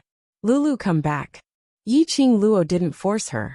Since these people weren't willing to accept their help, then they could only forget about it. Yen Xiaoyi's spirited eyes were filled with rage as she clenched her fists tightly. Qing Luo, there's simply too much. That slut only knows how to stir up trouble. Isn't she just jealous that sister is prettier than her? Li Mao's lips curled upwards in disdain. As a half-human half-beast, especially a cat beast, Li Mao was able to sense a human's emotions at the first instance. Tong Ziqing's cold face revealed disdain. They want to measure the heart of a gentleman with the yardstick of a villain. Later when they meet with danger, no one is allowed to lend a helping hand. Tong Ziqing's voice wasn't loud, but it absolutely wasn't soft either. These words, which were filled with disdain, were clearly transmitted to Blue Dragon Group. Lan Ling Nua gave a cold harumph. Who needs your help? As for you guys, don't cry to us for help. Blue Dragon Group's members all looked at Lan Ling Nua, as though they were looking at an idiot. Was there really nothing wrong with this princess's brain? Earlier in that dangerous situation, their 100 brothers were now left with 40 over people. If it wasn't for the World Group's youngsters, none of them would be left. They had already walked on the edge of life and death, and she still hadn't realized the current situation? Human nature was like this. When you liked someone, no matter what the other party said or did, you would feel that what he said or did was right. Whereas when you really hated someone, no matter what he said or did, it would be a capital word, shun. Previously, because of Jitsong Tian, they felt that Lan Ling Nua was as beautiful as a goddess. But now, because of Jitsong Tian, they felt that Lan Ling Nua was a source of trouble. 50 over brothers' deaths were all caused by Lan Ling Nua. Yi Qing Luo now completely believed in Lan Ling Nua's princess identity. Damn it! Her princess illness was beyond cure. A bunch of idiots. Medicinal pills poured out from the same bottle. We can eat it, but to them, it's poison, her. Xiao Jin spat out fiercely. Each of you speak less. Long Yunzhan, who had replenished his physical strength, slowly opened his eyes. Deep blue ripples appeared at the bottom of his eyes, forming circles of ripples. Qing Luo has already done what she should do. As for whether to accept it or not, that's their business. As soon as the regiment commander spoke, everyone's indignation instantly subsided. After sitting quietly for a moment, Yi Qing Luo stood up and walked towards Child Yin's corpse. There were definitely magicite gems in the brains of high-level mirage beasts. Not only could his flesh and bones be used to forge superior-grade equipment, but he could also forge pills rich in spiritual energy. Also, the blood in Child Yin's body was also an excellent medicine catalyst. Yi Qing Luo naturally wouldn't let Child Yin's corpse be wasted here. Just as they got nearer to Child Yin, they heard Jitsong Tian's furious howl. You want to keep the huge beast's corpse for yourself? As a group leader for over 10 years, Jitsong Tian naturally understood how valuable a high-leveled mirage beast from the 7th level was. How could he possibly let Yi Qing Luo monopolize it all? Especially the high-grade mirage beasts. There were magic crystals worth thousands of gold in their heads. Naturally, Jitsong Tian had already gone through a meticulous calculation in his mind. The World Group's youngsters had just gone through a great battle with Child Yin, and killed hundreds of mid- and advanced-leveled magical beasts, exhausting too much of their profound energy, so their profound heart jade would definitely dry up. Even if the World Group had 60 over people, the current them absolutely could not be compared to the members on his side.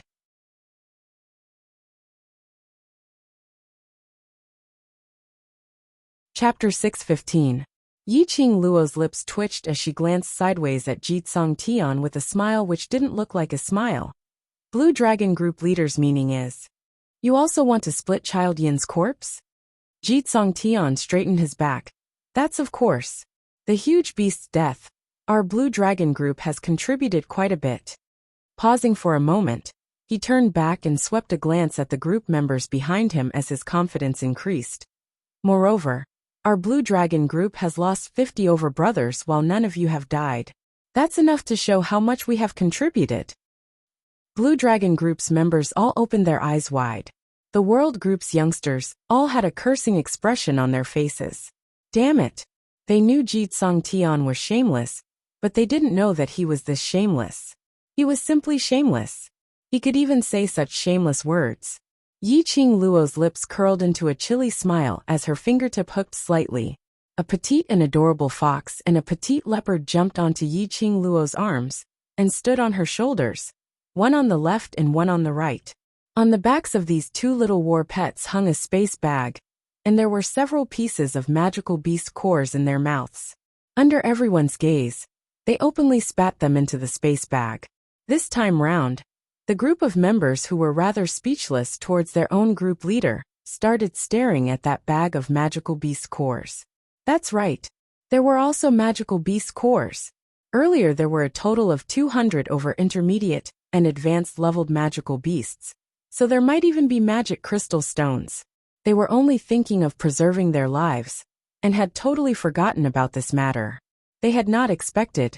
Yi Qing Luo actually asked her two war pets to go pick up those magical beast cores. The one with the biggest reaction was Lanling Nua. "Slut! You actually dared to steal the magical beast cores behind our backs. Quickly pass the magical beast cores to us. Otherwise, don't blame us Blue Dragon group for not standing on ceremony." The other members were also a little displeased in their hearts. Although towards Yi Qing Luo and the others, they were filled with admiration. But earlier, those magical beasts, they had indeed put in some effort. Moreover, these magical beast cores might possibly contain magic crystal stones, which was a huge sum of money. People's hearts were easily swayed by money. This was human nature. One of the group members who had joined in the battle earlier turned towards Yi Qing Luo's direction and said, "Miss Yi, although the group leader's words are a little harsh, but it's not without reason. Everyone here are people who had joined in the battle. These magic cores, magic crystals should be split amongst us." Yi Qing Luo retrieved the space bag from Shiju's back and immediately grabbed a handful of it. The magic core in her palm shone brightly.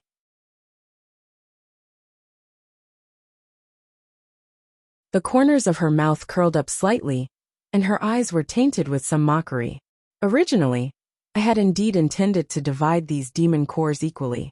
But, seeing the leader of your esteemed group eating in such an unsightly manner made me lose my appetite." Soon after, with a wave of her hand, the monster core in her hand was thrown towards the small stream beside her. Pieces of monster cores fell into the edge of the stream. He could vaguely see that there were 2 mana crystals mixed in. Mana stones. That was a mana stone. Wasn't it a little too casual to throw it away just like that? Even if I throw it away, I don't want to give it to you. Yi Qing Luo looked at Jitsong Tian, who was staring at the stream with a steely green expression as she gave a charming smile. "I hate being forced the most." "You." Lanling Nua stood up in a flustered and exasperated manner as she walked over and pushed Yi Qing Luo fiercely. "You slut!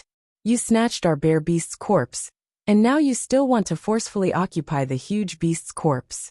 You even want to snatch away the magical beast core which our Blue Dragon group had risked our lives to exchange for. Don't you have any face?" Yo, this little princess actually knew what face was?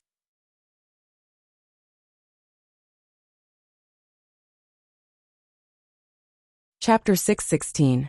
His 5 fingers clenched tightly, and scarlet traces appeared on his plain white wrist. Yi Qing Luo leaned close to Lanling Nua's face, as a pair of bewitching eyes looked at her coldly, with that arrogance. Lanling Nua felt her legs go weak, and a chill rose from the bottom of her feet. He felt as if he was in an ice house, so cold that it was bone-chilling. He wanted to struggle, but he didn't have the strength to do so. "Should I say that you are daring or foolish?" Yi Qing Luo's enchanting voice rang beside her ear like an evil spirit demanding for her life. Lanling Nua's eyes widened. Her exquisite and beautiful face was now twisted in a terrifying manner due to fear. "You don't have the ability, and yet you dare to come knocking towards me." Yi Qing Luo squinted her eyes as she sneered. "Aren't you very confident in your own beauty? Wasn't it 90% sure that she would win against Jitsong Tian? How about I do a test for you? How would Yiqing Luo not be able to tell that this Lan Ling Nua totally had no feelings for Jitsong Tian? She was merely making use of Jitsong Tian's admiration towards her to coax Jitsong Tian to be obedient to her. In other words, she was simply enjoying the pleasure of a man being infatuated with her. Lan Ling Nua's face paled as she realized something. Indeed, he heard Yiqing Luo laughing coldly. I'll kill you and let's see if Jitsong Tian will help you take revenge and kill me. You. Lan Ling Nua was so scared that her face turned pale as she stared at Yiqing Luo in terror. You dare to kill me? I am the princess of the East Continent. My status is noble. You.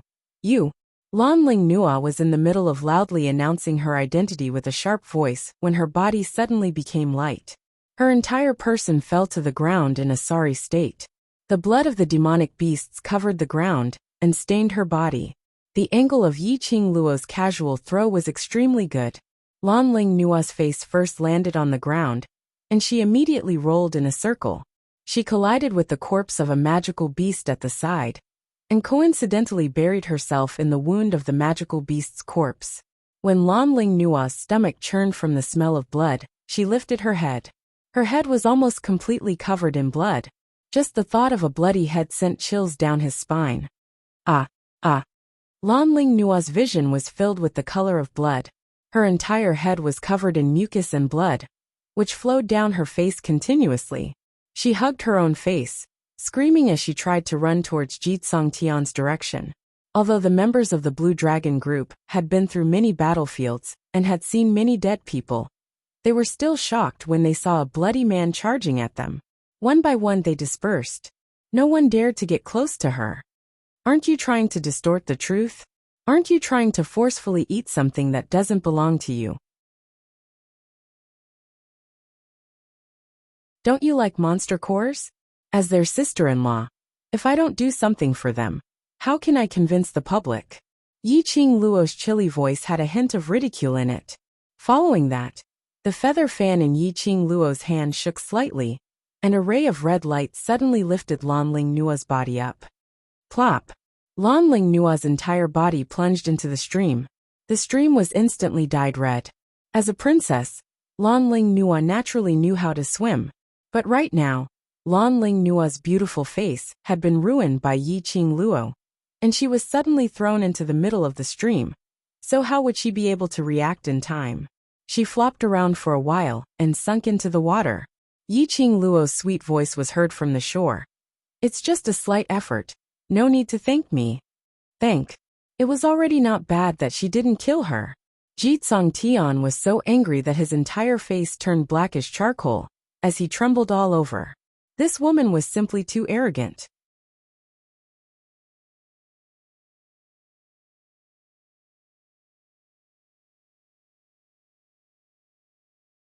She was even shivering nonstop.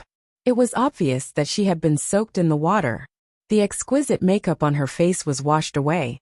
Although her facial features were exquisite, they weren't as stunning as before. Jitsong Tian hugged Lan Ling Nua tightly, but he was also drenched, so how could he warm Lan Ling Nua? They also didn't have the habit of bringing spare clothes out for missions. Jitsong Tian touched Lan Ling Nua's forehead, and it burned his palm. It was obvious that he had caught a cold. He took out his interspatial pocket and rummaged through it for pills. However, the medicinal pills he brought out were all for treating injuries. There were no medicinal pills for treating colds. Lan Ling Nua shivered unconsciously and kept shouting that she was cold. Her soft and delicate body continuously rubbed against his chest. If this dragged on, Lan Ling Nua might not be able to hold on any longer. At least, he had to let Lan Ling Nua change into a set of clean clothes. Jitsong Tian bit his lips tightly as he hesitated in his heart for some time. In the end, he still couldn't bear to see his beloved woman suffer as he looked towards Yiqing Luo and the others. Take off your clothes. She had to admit that this Jitsong Tian's prince syndrome was rather serious.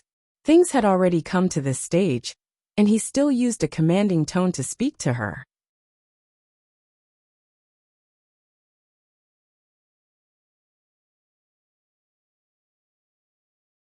Originally he thought that Yiqing Luo would be extremely difficult to deal with, even taking the opportunity to humiliate him, so Jitsung Tian was already mentally prepared. However, Yiqing Luo only revealed a difficult expression, propped her chin and pondered for a moment. Actually, it's just a piece of clothing. It's not impossible. Jitsung Tian suddenly raised his head. Not only will I give you a set of clothes, I can let all of you change into dry clothes. Yiqing Luo's long and narrow eyes hooked up into a crafty arc. Clearly, he was plotting something. Even though he knew it was a scheme, Jitsung Tian could only bear with it. What conditions do you have? Right now, it should be 5 in the afternoon. That was around 3 to 5 in the afternoon. Because of your disturbance, a large portion of our mission has not been completed. Yiqing Luo intentionally paused, as her finger pointed to the group members standing by the side. Your beloved has turned into such a state, so I'm sure you don't have the mood to continue with the mission. I need you to lend me some men to help our group complete the mission. Jitsung Tian's brows creased tightly as his entire face creased into a ball. Borrow people? Was this a forceful headhunting?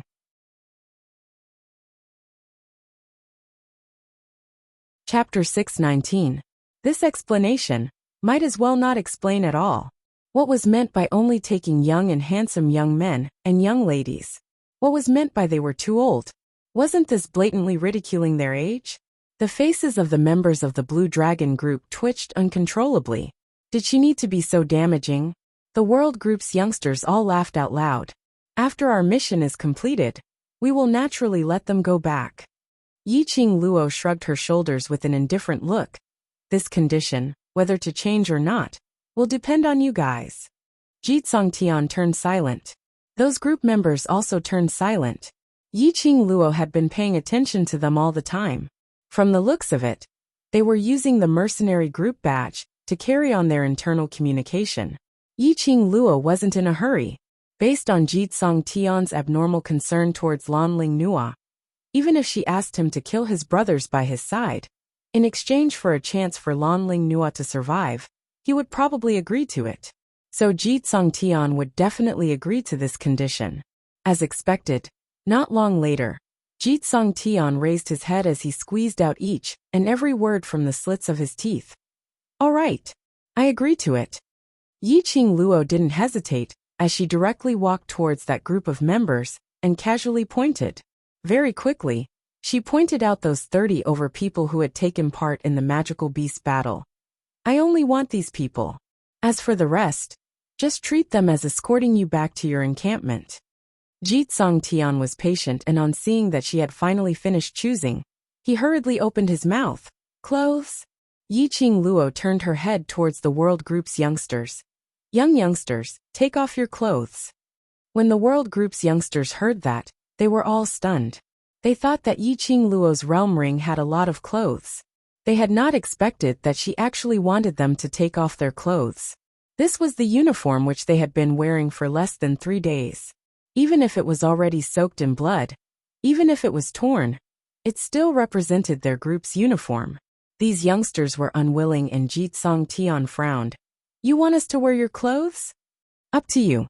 Yiqing Luo replied impolitely. You. Jitsung Tian's muscles tensed up as his anger had already rushed to the top of his head.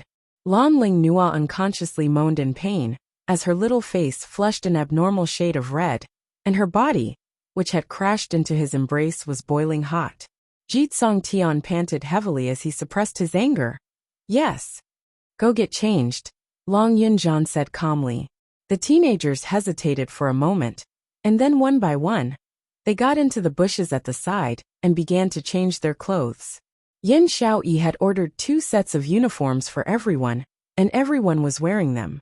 After a while, sets of clothes piled up on the ground. The youths changed into clean uniforms and walked out. This scene made Jitsung Tian's eyes twitch. There were clean clothes, but he had to give them dirty clothes. But this time round, Jitsung Tian had learned his lesson and didn't mention it again. Sloppy clothes were better than these soaked clothes. A group member picked a slightly cleaner set of clothes from the pile and passed it to Jitsung Tian. Jitsong Tian carried Lan Ling Nua, and was just about to help Lan Ling Nua change her clothes, when he suddenly saw a piece of clothing covering his head. Just as he was about to tear off the thing covering his head, he heard a lady's clear and sweet voice. "These are clothes which I have not worn before. You wouldn't wish for your sister Nua to wear other men's clothes, right?"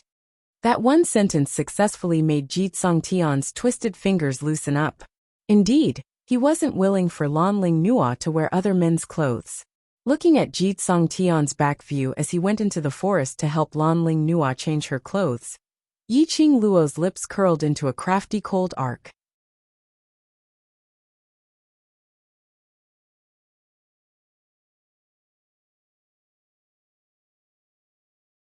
Chapter 620. The youngsters of the World Group had already changed into a new set of uniforms as they walked out of the forest cleanly. The members of the Blue Dragon Group, on the other hand, took their dirty, blood-stained clothes and went to the jungle to change their wet clothes. Even though they were men, after soaking in the water for such a long time and being eroded by the yin qi in the magical beast forest, they still couldn't bear the cold. Even if it was dirty and messy, she could only grit her teeth and wear it. A portion of them entered the bushes to change, while a portion of the group members, who had changed, surrounded Jitsong Tian's surroundings, forming a meat wall, wrapping him up tightly without leaving any gaps. As though he was worried that the people on Yiqing Luo's side would peek at his sister Nua changing. Yiqing Luo's mouth twitched a few times as she snorted softly. The youngsters in her family were all as pure as a piece of white paper, okay? The youngsters in her family weren't blind, alright? Only Jitsong Tian had the appetite to swallow a woman like Lan Ling Nua. He wondered what expression Lan Ling Nua would have after she woke up and found out that her entire body had been seen and touched by Jitsong Tian. It would definitely be very exciting. The World Group's youngsters were filled with displeasure as they stared at Blue Dragon Group's side, simply not understanding why Yiqing Luo wanted to make a deal with them. Even if they didn't need the help of the Blue Dragon Group, they would still be able to complete the mission after replenishing their energy. But the youngsters understood that Yiqing Luo had her own reasons for doing so.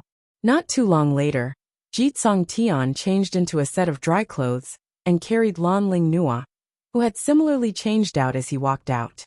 The water on Lan Ling Nua's head and face had already been wiped dry.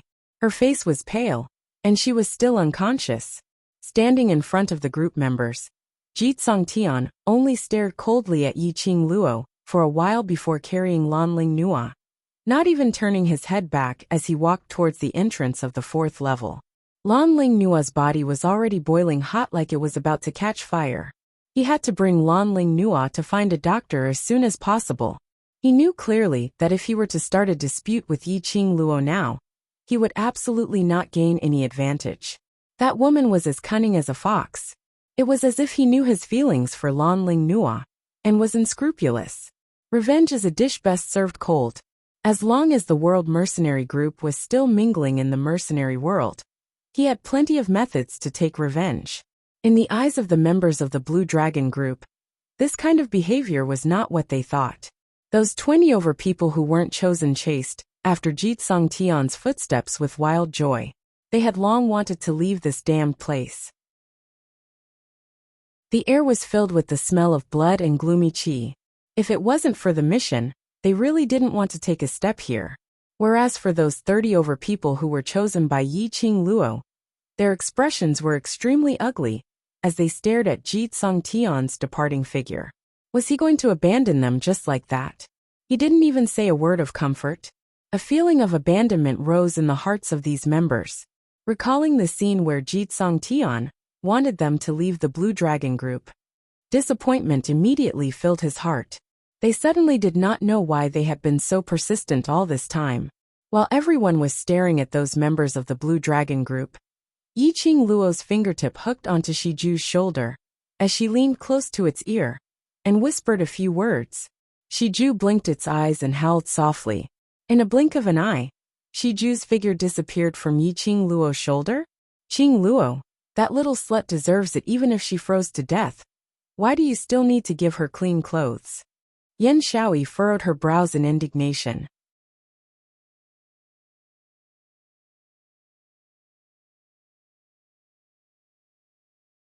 Chapter 621. Scapegoat? The youths were puzzled. Yi Qing Luo's smile didn't diminish as her feet moved, and she had already turned into an afterimage, speedily nearing the entrance of the 4th level.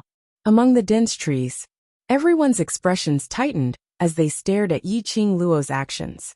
Following that, he saw Yi Qing Luo's lightning-fast figure, and in a few breaths, she had already pinched a black-robed man as she walked out. That black-robed man's face flushed red from being pinched, as he kept struggling to pry Yi Qing Luo's fingers away.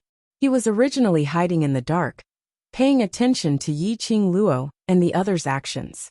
His concealment was absolutely impeccable. He had not expected that in the blink of an eye, it had fallen into Yi Qing Luo's hands.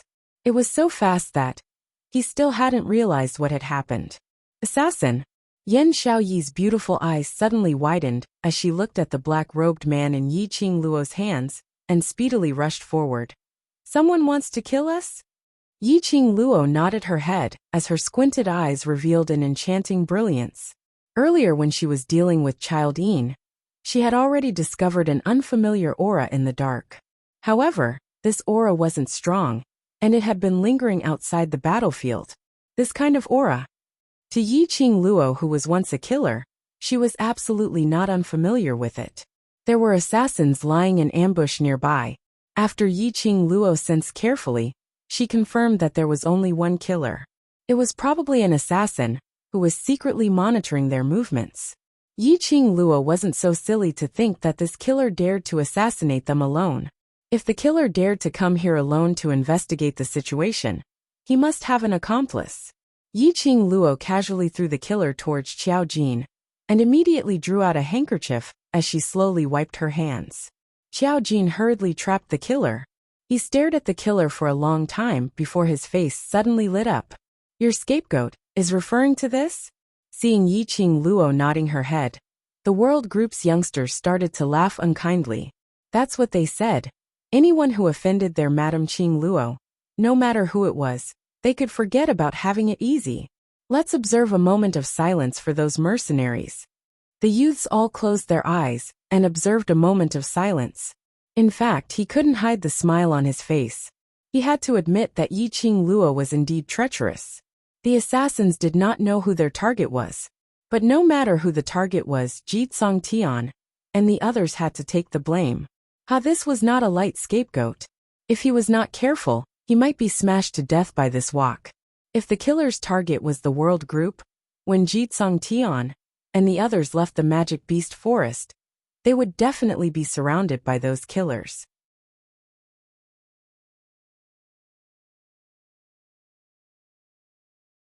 If the killer's target was the World Group or Yi Qing Luo, Jitsong Tian, and the others had left the Magic Beast Forest, and they were wearing the World Group's uniform, those killers wouldn't care if Jitsong Tian and the others were from the World Group, as they would definitely make a move on them, who were wearing the World Group's uniform. If it wasn't for the fact that she had already planned it out in her heart, how would she possibly be so kind as to make a deal with Jitsong Tian? Jitsong Tian's entire heart was on Lanling Nuo, and if it was as expected, after meeting the killers, he would definitely abandon those group members and leave on his own. As for the remaining members, they looked like cowards who were afraid of death. After being abandoned by Jitsong Tian, their hearts were in a mess, so not many of them would be able to survive. As for the reason why they chose these members of the Blue Dragon Corps, she had once said that she admired capable people. These cultivators all had a pure and innocent heart, but their ability had been buried by Jitsong Tian, that person who had high expectations but low ability. And most importantly,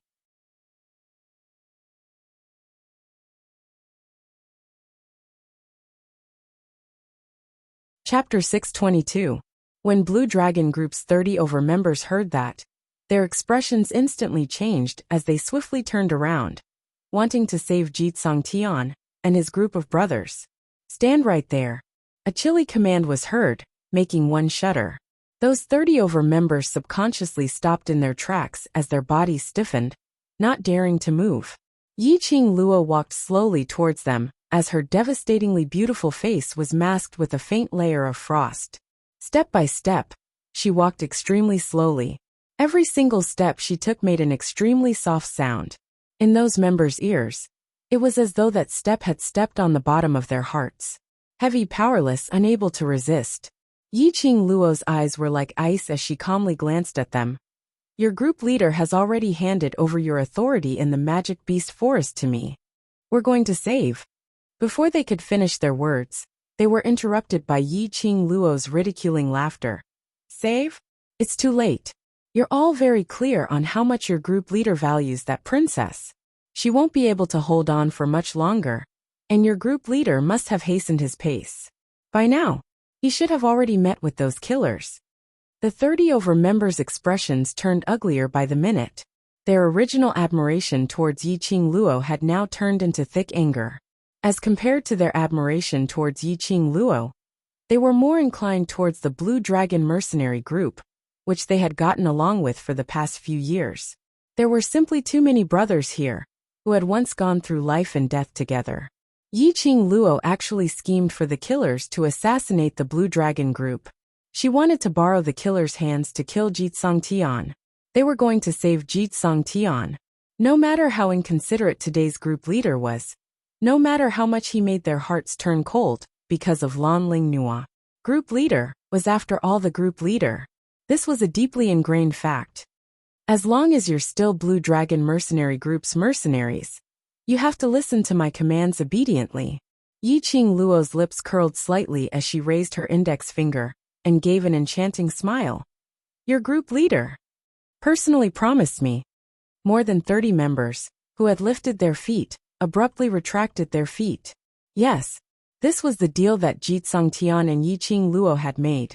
In the Magic Beast Forest, they must help the World Group to complete their mission, unconditionally coordinating with Yiqing Luo's actions. But if they knew that Jitsong Tian and the others were being chased by the killers, and they still stood by the side, how were they going to face Blue Dragon Group? One side was love, the other side was righteousness. They really didn't know how to choose. Even if you rush over now, it's of no use. Yiqing Luo's eyes were filled with ridicule as she stared at the struggling expressions of these group members. His voice suddenly paused as he gave an innocent smile. Of course, if you insist on going against the deal and leave the World Group, I won't force you. Since they had already spoken to this extent, would they dare to leave so easily? Blue Dragon Mercenary Group was preparing to upgrade to a Silver Plate Mercenary Group, and they must not have any negative comments. They had totally witnessed Yiqing Luo's mouth. If they really left now to save Jitsong Tian and the others, Yiqing Luo could totally spread the news of Blue Dragon Group violating the deal. At that time, when the Mercenary Union was reviewing the Mercenary Group's promotion, if they discovered this dark secret, it was very likely that the Mercenary Group's promotion would fail. Thinking of this, they gritted their teeth and suppressed the displeasure in their hearts. They stood where they were and did not mention anything about leaving.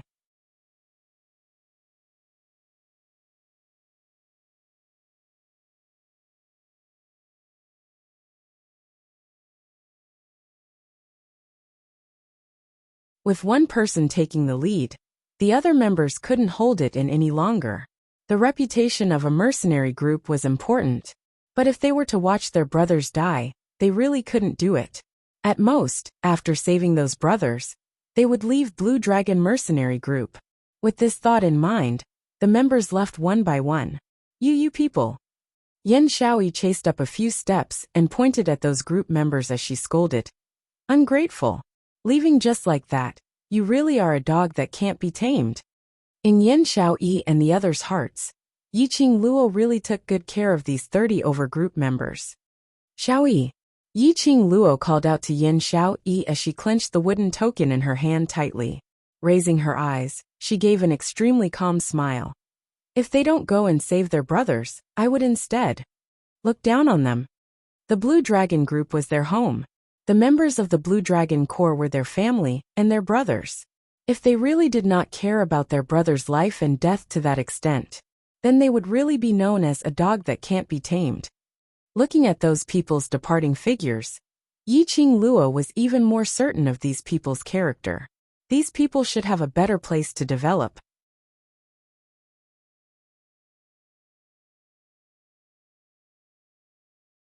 Chapter 624. You're thinking of. Long Yunjan's handsome brows creased slightly, as though he was aware of Yiqing Luo's thoughts. Yiqing Luo tossed the wooden token into the profound phoenix ring, and nodded decisively. Yes. Long Yunjan frowned even more. The surrounding youths did not understand the riddle between them, and asked curiously. Yiqing Luo only gave a mysterious smile. Killer's Alliance. Yiqing Luo shot her gaze towards the black-robed man. The person who hired your Killer's Alliance is Yuchi family's patriarch, right? The black-clothed man no longer had the strength to struggle. He lay limply on the ground, coughing out a mouthful of blood from time to time. He looked half dead. The black-robed man didn't reply, and Yiqing Luo couldn't be bothered to interrogate further. He continued, "Your target is me." The black-clothed man was still half dead.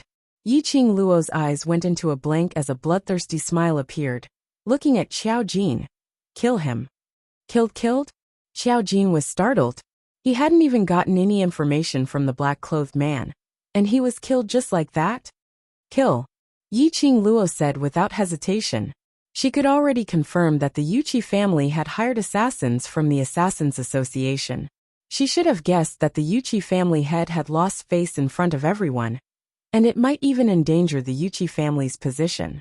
How could the Yuchi family head let her off so easily? Patriarch Yuchi wished for nothing more than for her to die. These killers were professionally trained killers. They were a group of desperados who did not care about their own lives at all. Moreover, the habit of not being able to complete a mission, no matter how big the world was, had long been ingrained in his bones. Towards those who were bent on killing her, Yiqing Luo would absolutely not be lenient. The Yuchi family. There was no rush. Prey had to be slowly teased. Only then would it be interesting. After battling with Child Een and hundreds of intermediate and high-leveled magical beasts, these youths obviously felt that their abilities had become much stronger. When it came to the rest of the mission, it was practically effortless for him to obtain the magical beast's corpse. Even the eagle beast, which was the most difficult to deal with, was completed with everyone's help. During the mission, the 30 or so members who had left also returned to the team. Their expressions were ugly, and the gazes they used to look at Yiqing Luo were filled with hatred. Yiqing Luo could tell. She was right. Jitsong Tian and the others were blocked by the killers at the entrance of the magic beast forest. Furthermore, Jitsong Tian brought Lan Ling Nua as they abandoned those group members and escaped. Those members had all died in the hands of the Assassin Alliance's assassins. Yiqing Luo thought that these group members would at least accuse her of being cold-blooded, accusing her of knowing everything, but allowing things to happen. But from beginning to end, none of them spoke a single word. And towards Yiqing Luo and the rest's arrangements and deployment, they were extremely cooperative. When the youngsters were in charge of killing the beasts, Yiqing Luo and Beiming Lulu were in charge of 3 medicinal herb harvesting missions. After being promoted to Mystic Profound 8th grade, Yiqing Luo clearly felt that no matter if it was speed or skill, it had all increased by more than 1 level. While picking the herbs, she still had the leisure to tease the magical beasts guarding the herbs. By the time they finished all 10 missions and walked out of the magical beast forest, it was already close to midnight. In the pitch-black night sky, a bright moon hung high in the sky, dotted with stars. Having stayed in the magical beast forest for an entire day, the youths immediately felt that the outside world was too beautiful. He no longer had to endure the stench of magical beast's blood. He no longer had to endure the gloomy cold air from the surroundings. Most importantly, the 10 missions were all completed. The youngsters walked out of the magical beast forest's cold entrance, not bothering about the corpses strewn all over the place, not bothering about the other teams who passed by them.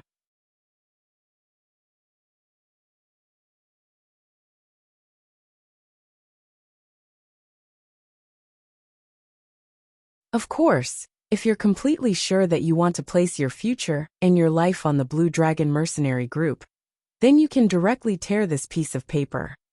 The leader of the group stared at the paper with a hesitant expression. Listening to a 15-year-old girl say in an extremely mature manner that she wanted to guide them and polish them, this piece of unpolished jade. This feeling, it was so King strange. However, none of them could refute him. They had already seen Yiqing Luo's ability in the Magic Beast Forest. However, why was she so confident that they would definitely keep her proof? The leader's peripheral vision swept past the expressions of the few people beside him as he stretched out his hand and received that Xian paper. In front of Yiqing Luo, he was about to tear it down. We don't need it.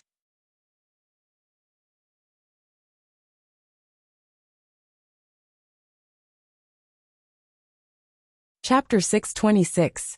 Yiqing Luo spoke extremely slowly as her voice was filled with gentleness, leisurely and contented. She didn't anxiously hope that they would agree, nor did she have the feeling that it didn't matter whether they agreed or not. She just calmly stated the truth. Your choice to me doesn't have much use. But to you, it's a choice of fate. Yiqing Luo saw the leader's hand, which was about to tear the paper, stopped as he stiffly maintained the action of tearing the paper. He was stunned for some time before he stiffly moved his arm. What do you have to make us believe you? Yiqing Luo's smile was brimming with confidence. Based on the fact that I'm Yiqing Luo. The 30 or so members were completely stunned. Just how arrogant was this young lady, based on the fact that she was Yiqing Luo? She had that much confidence in herself? Not knowing why, the group members had an urge to believe her.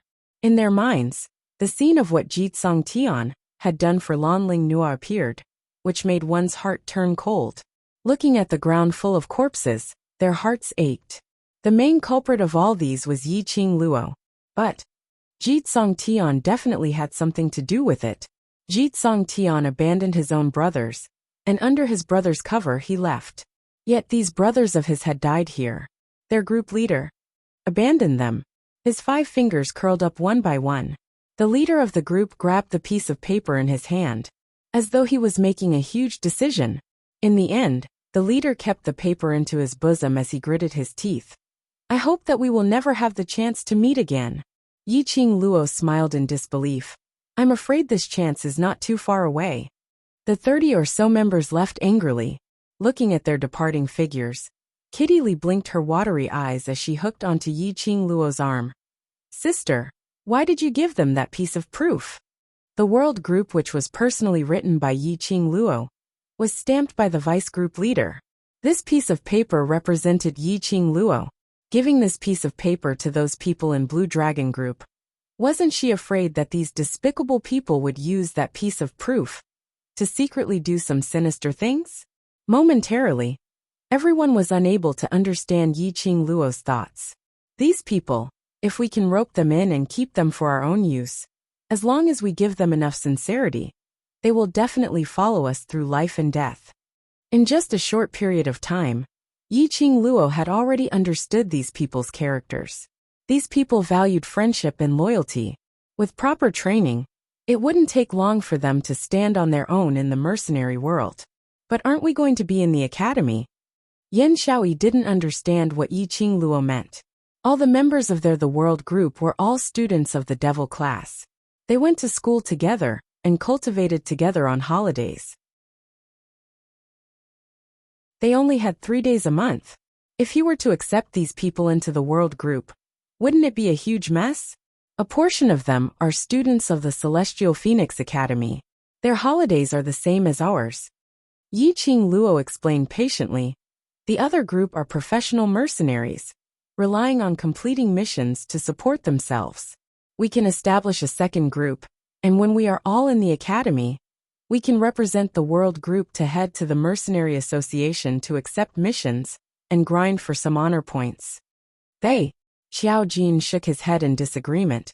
Even if it's the second group, they still represent the world group.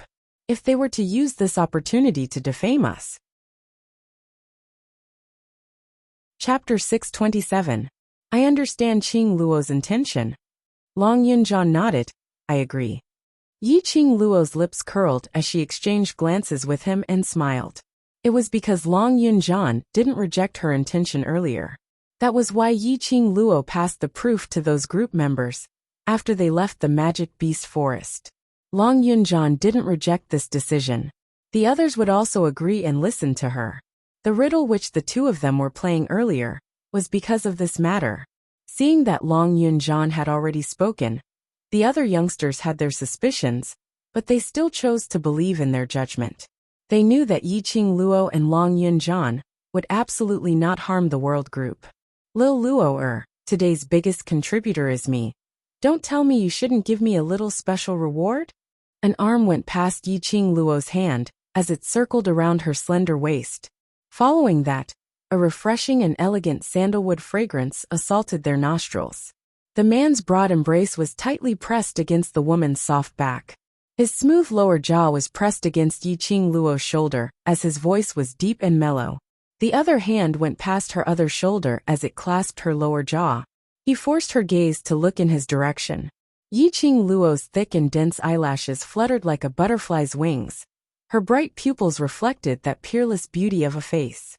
That pair of watery peach blossom eyes gazed at her lovingly. Yiqing Luo's heart suddenly trembled as she felt her cheeks turning red, as though her energy had been sucked dry by him. Evildoer. A living evildoer, who could bring calamity to the country and people. Her peripheral vision saw those youngsters' ridiculing gazes, and Yiqing Luo's cheeks turned even hotter as she turned around and faced Dmo Xian as she pushed his chest. Nonsense, the biggest contributor is obviously me. Then I'll give you a reward. The man's voice had just ended when Yiqing Luo felt her lower jaw tightening. Following that, a warm touch covered her pink lips. That elegant sandalwood fragrance became more and more intense as it spread in her mouth. His kiss was strong and overbearing as it sealed her struggles and sealed her consciousness. What remained was only a kiss that was compatible with him. In Yiqing Luo's mind, it was as though there was a taut string that suddenly broke apart. A scorching flame was burning in his body. Bit by bit it eroded her will. Yiqing Luo's little hand, which was on Dmo Xian's chest, gradually reduced in strength. Dmo Xian hugged her slender waist tighter and tighter, as though he wanted to melt her into his bones. Just as Yiqing Luo's consciousness started to blur and was about to sink into oblivion, her peripheral vision swept onto the youngsters who were standing by the side, staring at them in a daze. Yiqing Luo's face suddenly flushed red. Ah! Yiqing Luo didn't know where the energy came from as she pushed him away fiercely. Who wants your reward? This monster.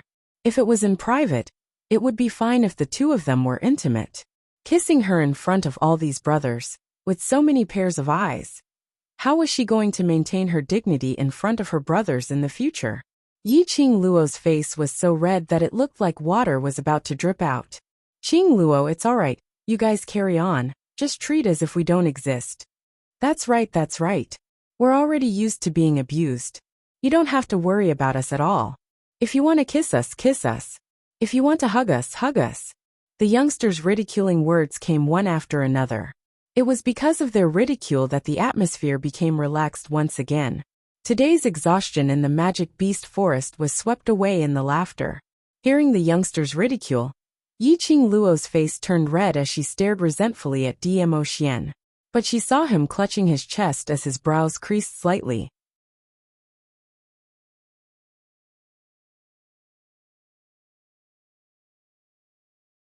Chapter 628.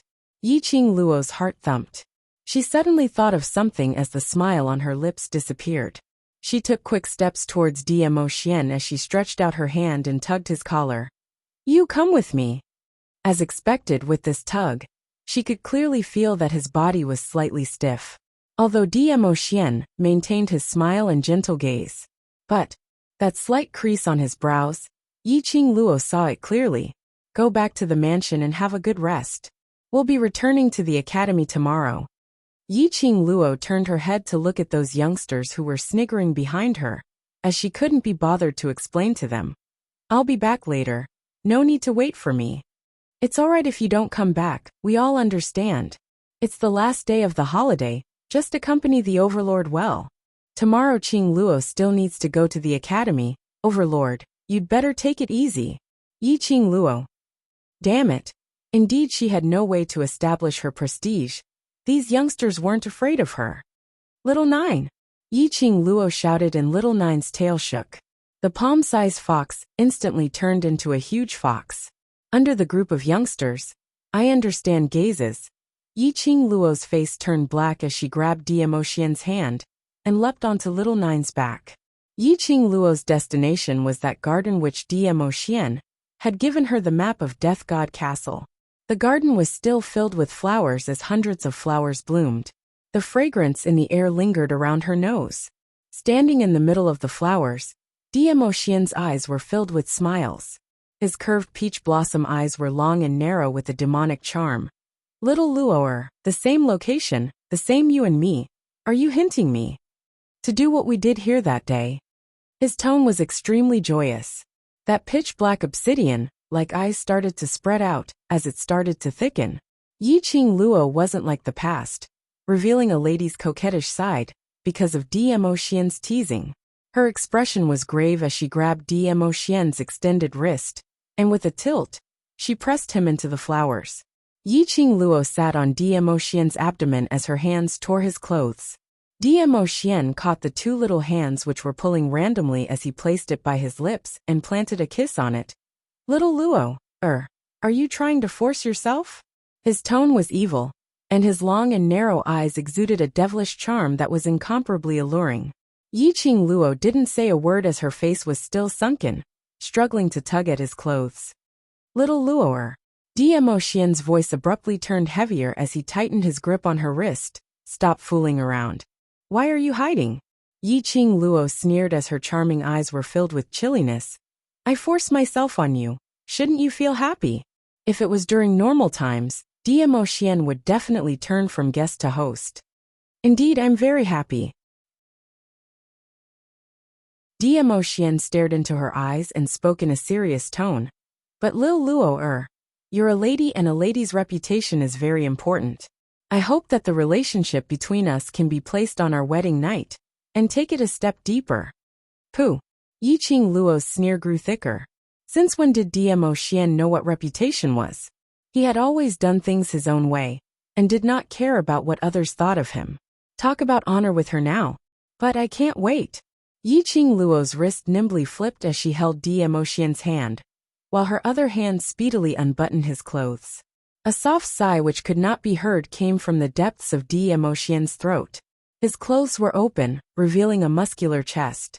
But on that chest, there was an extremely glaring red, piercing Yi-Ching Luo's eyes.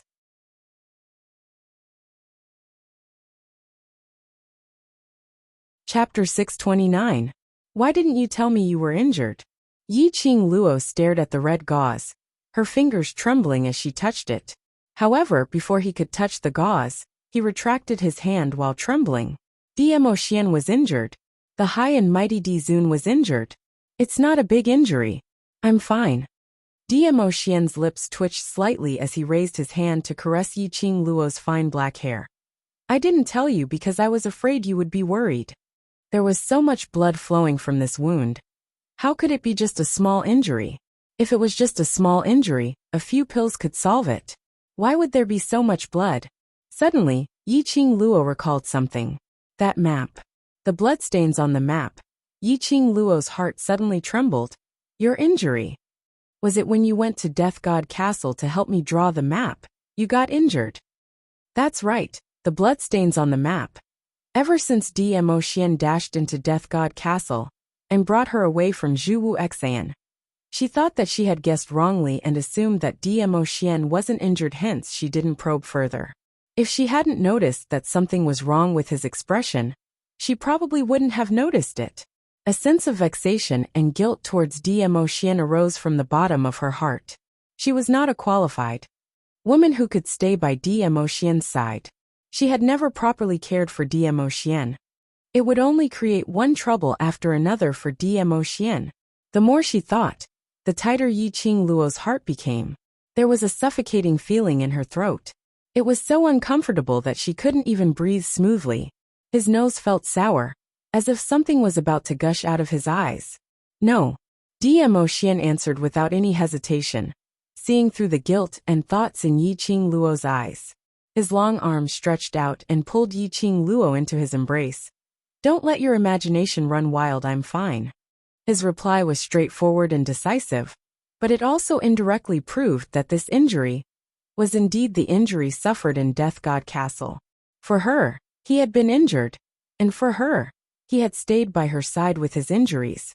He had been pretending to be fine because he didn't want her to worry. Yiqing Luo's eyes gradually turned red.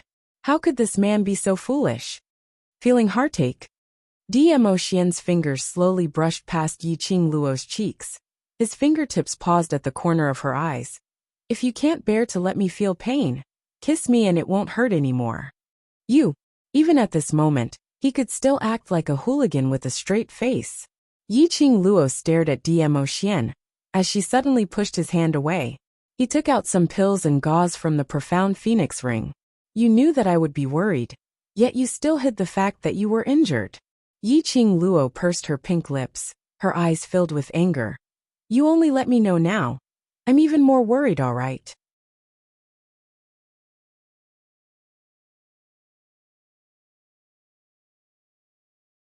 She untied Dmo Xian's bloody gauze and threw it aside. Yiqing Luo then looked seriously at the wound on Dmo Xian's chest. It was a wound caused by a sharp weapon. The wound was not deep, but it happened to be close to the heart.